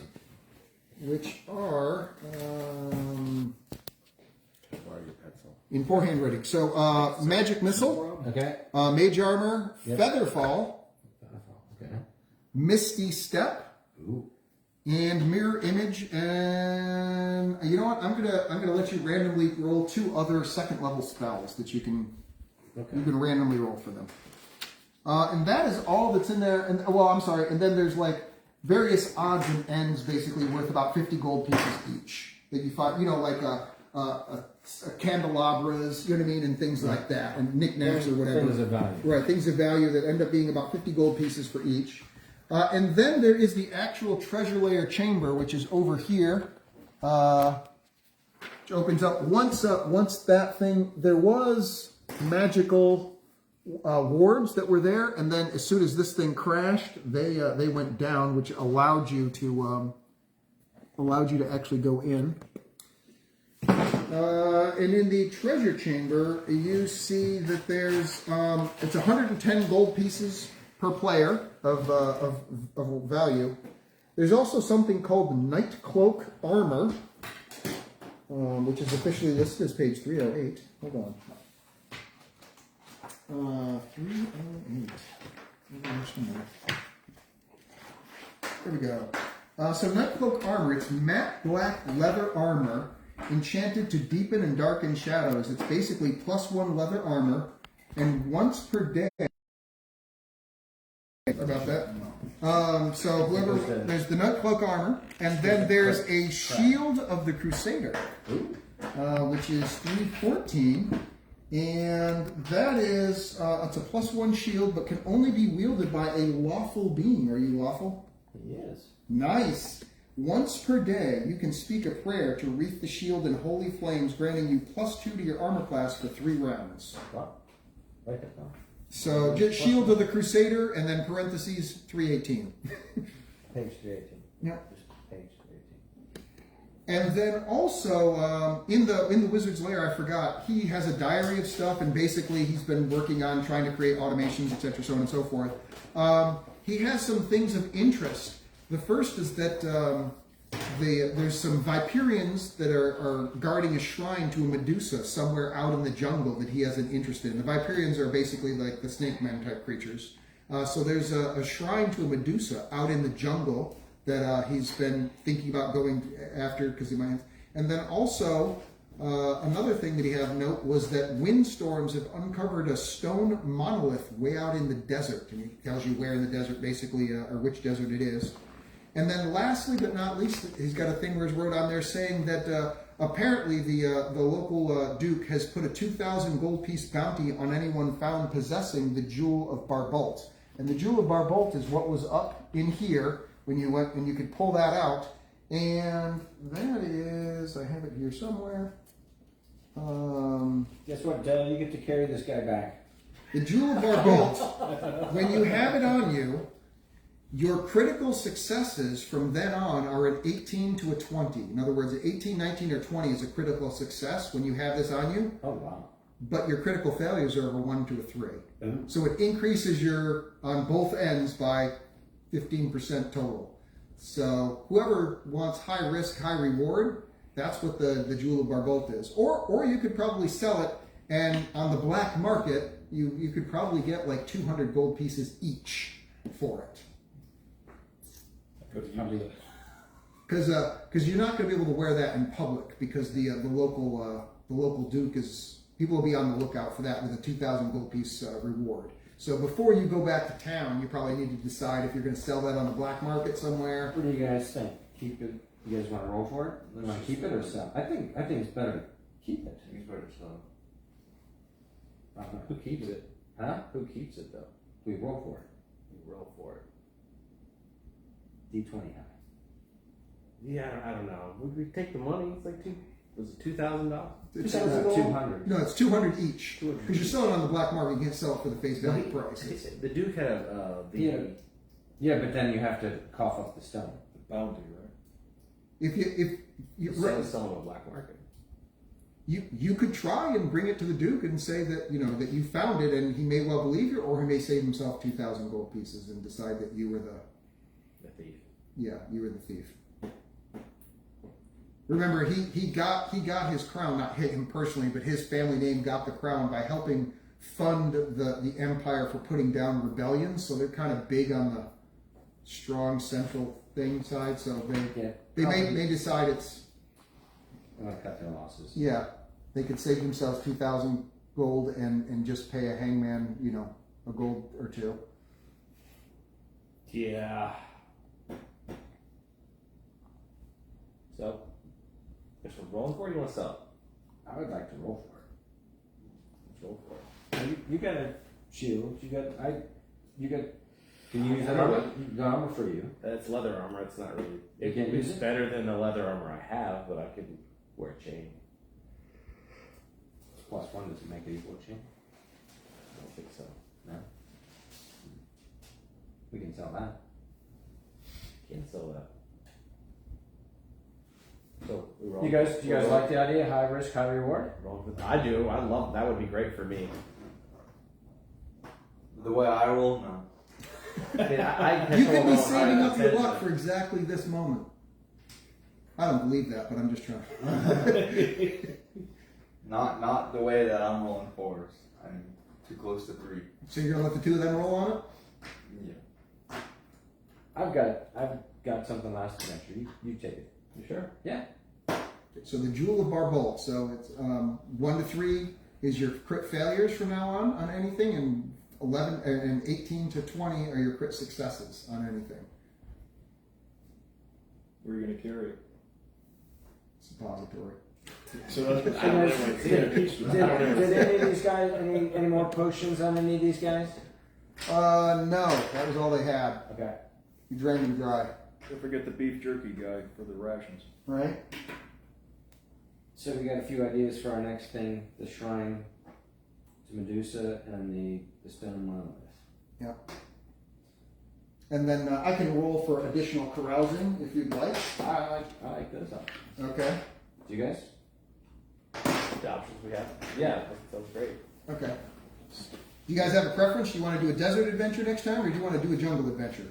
I mean, like, I vote for jungle only because my game's a desert. Okay, that makes sense. Yeah.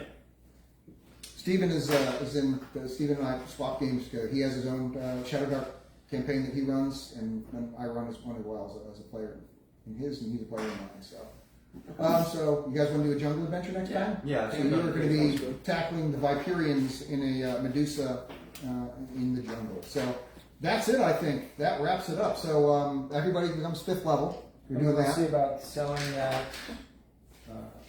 leather armor. Okay. And then how much are heal potions? I I need to buy some of those. yeah, I'm sure that there's Or a, we can hold on to it and I don't know. Sell it. we can do the Give it to some. Or give it to somebody. Then they whoever. Either. I'll do a lookup after the game and I'll Okay. text you guys on whatever the Okay. cost of the potions is, kind of thing. And then so that'll take care of that. And then as far as selling the leather armor, I'm going to say that's an extra 100 gold pieces each if you sell it. Okay.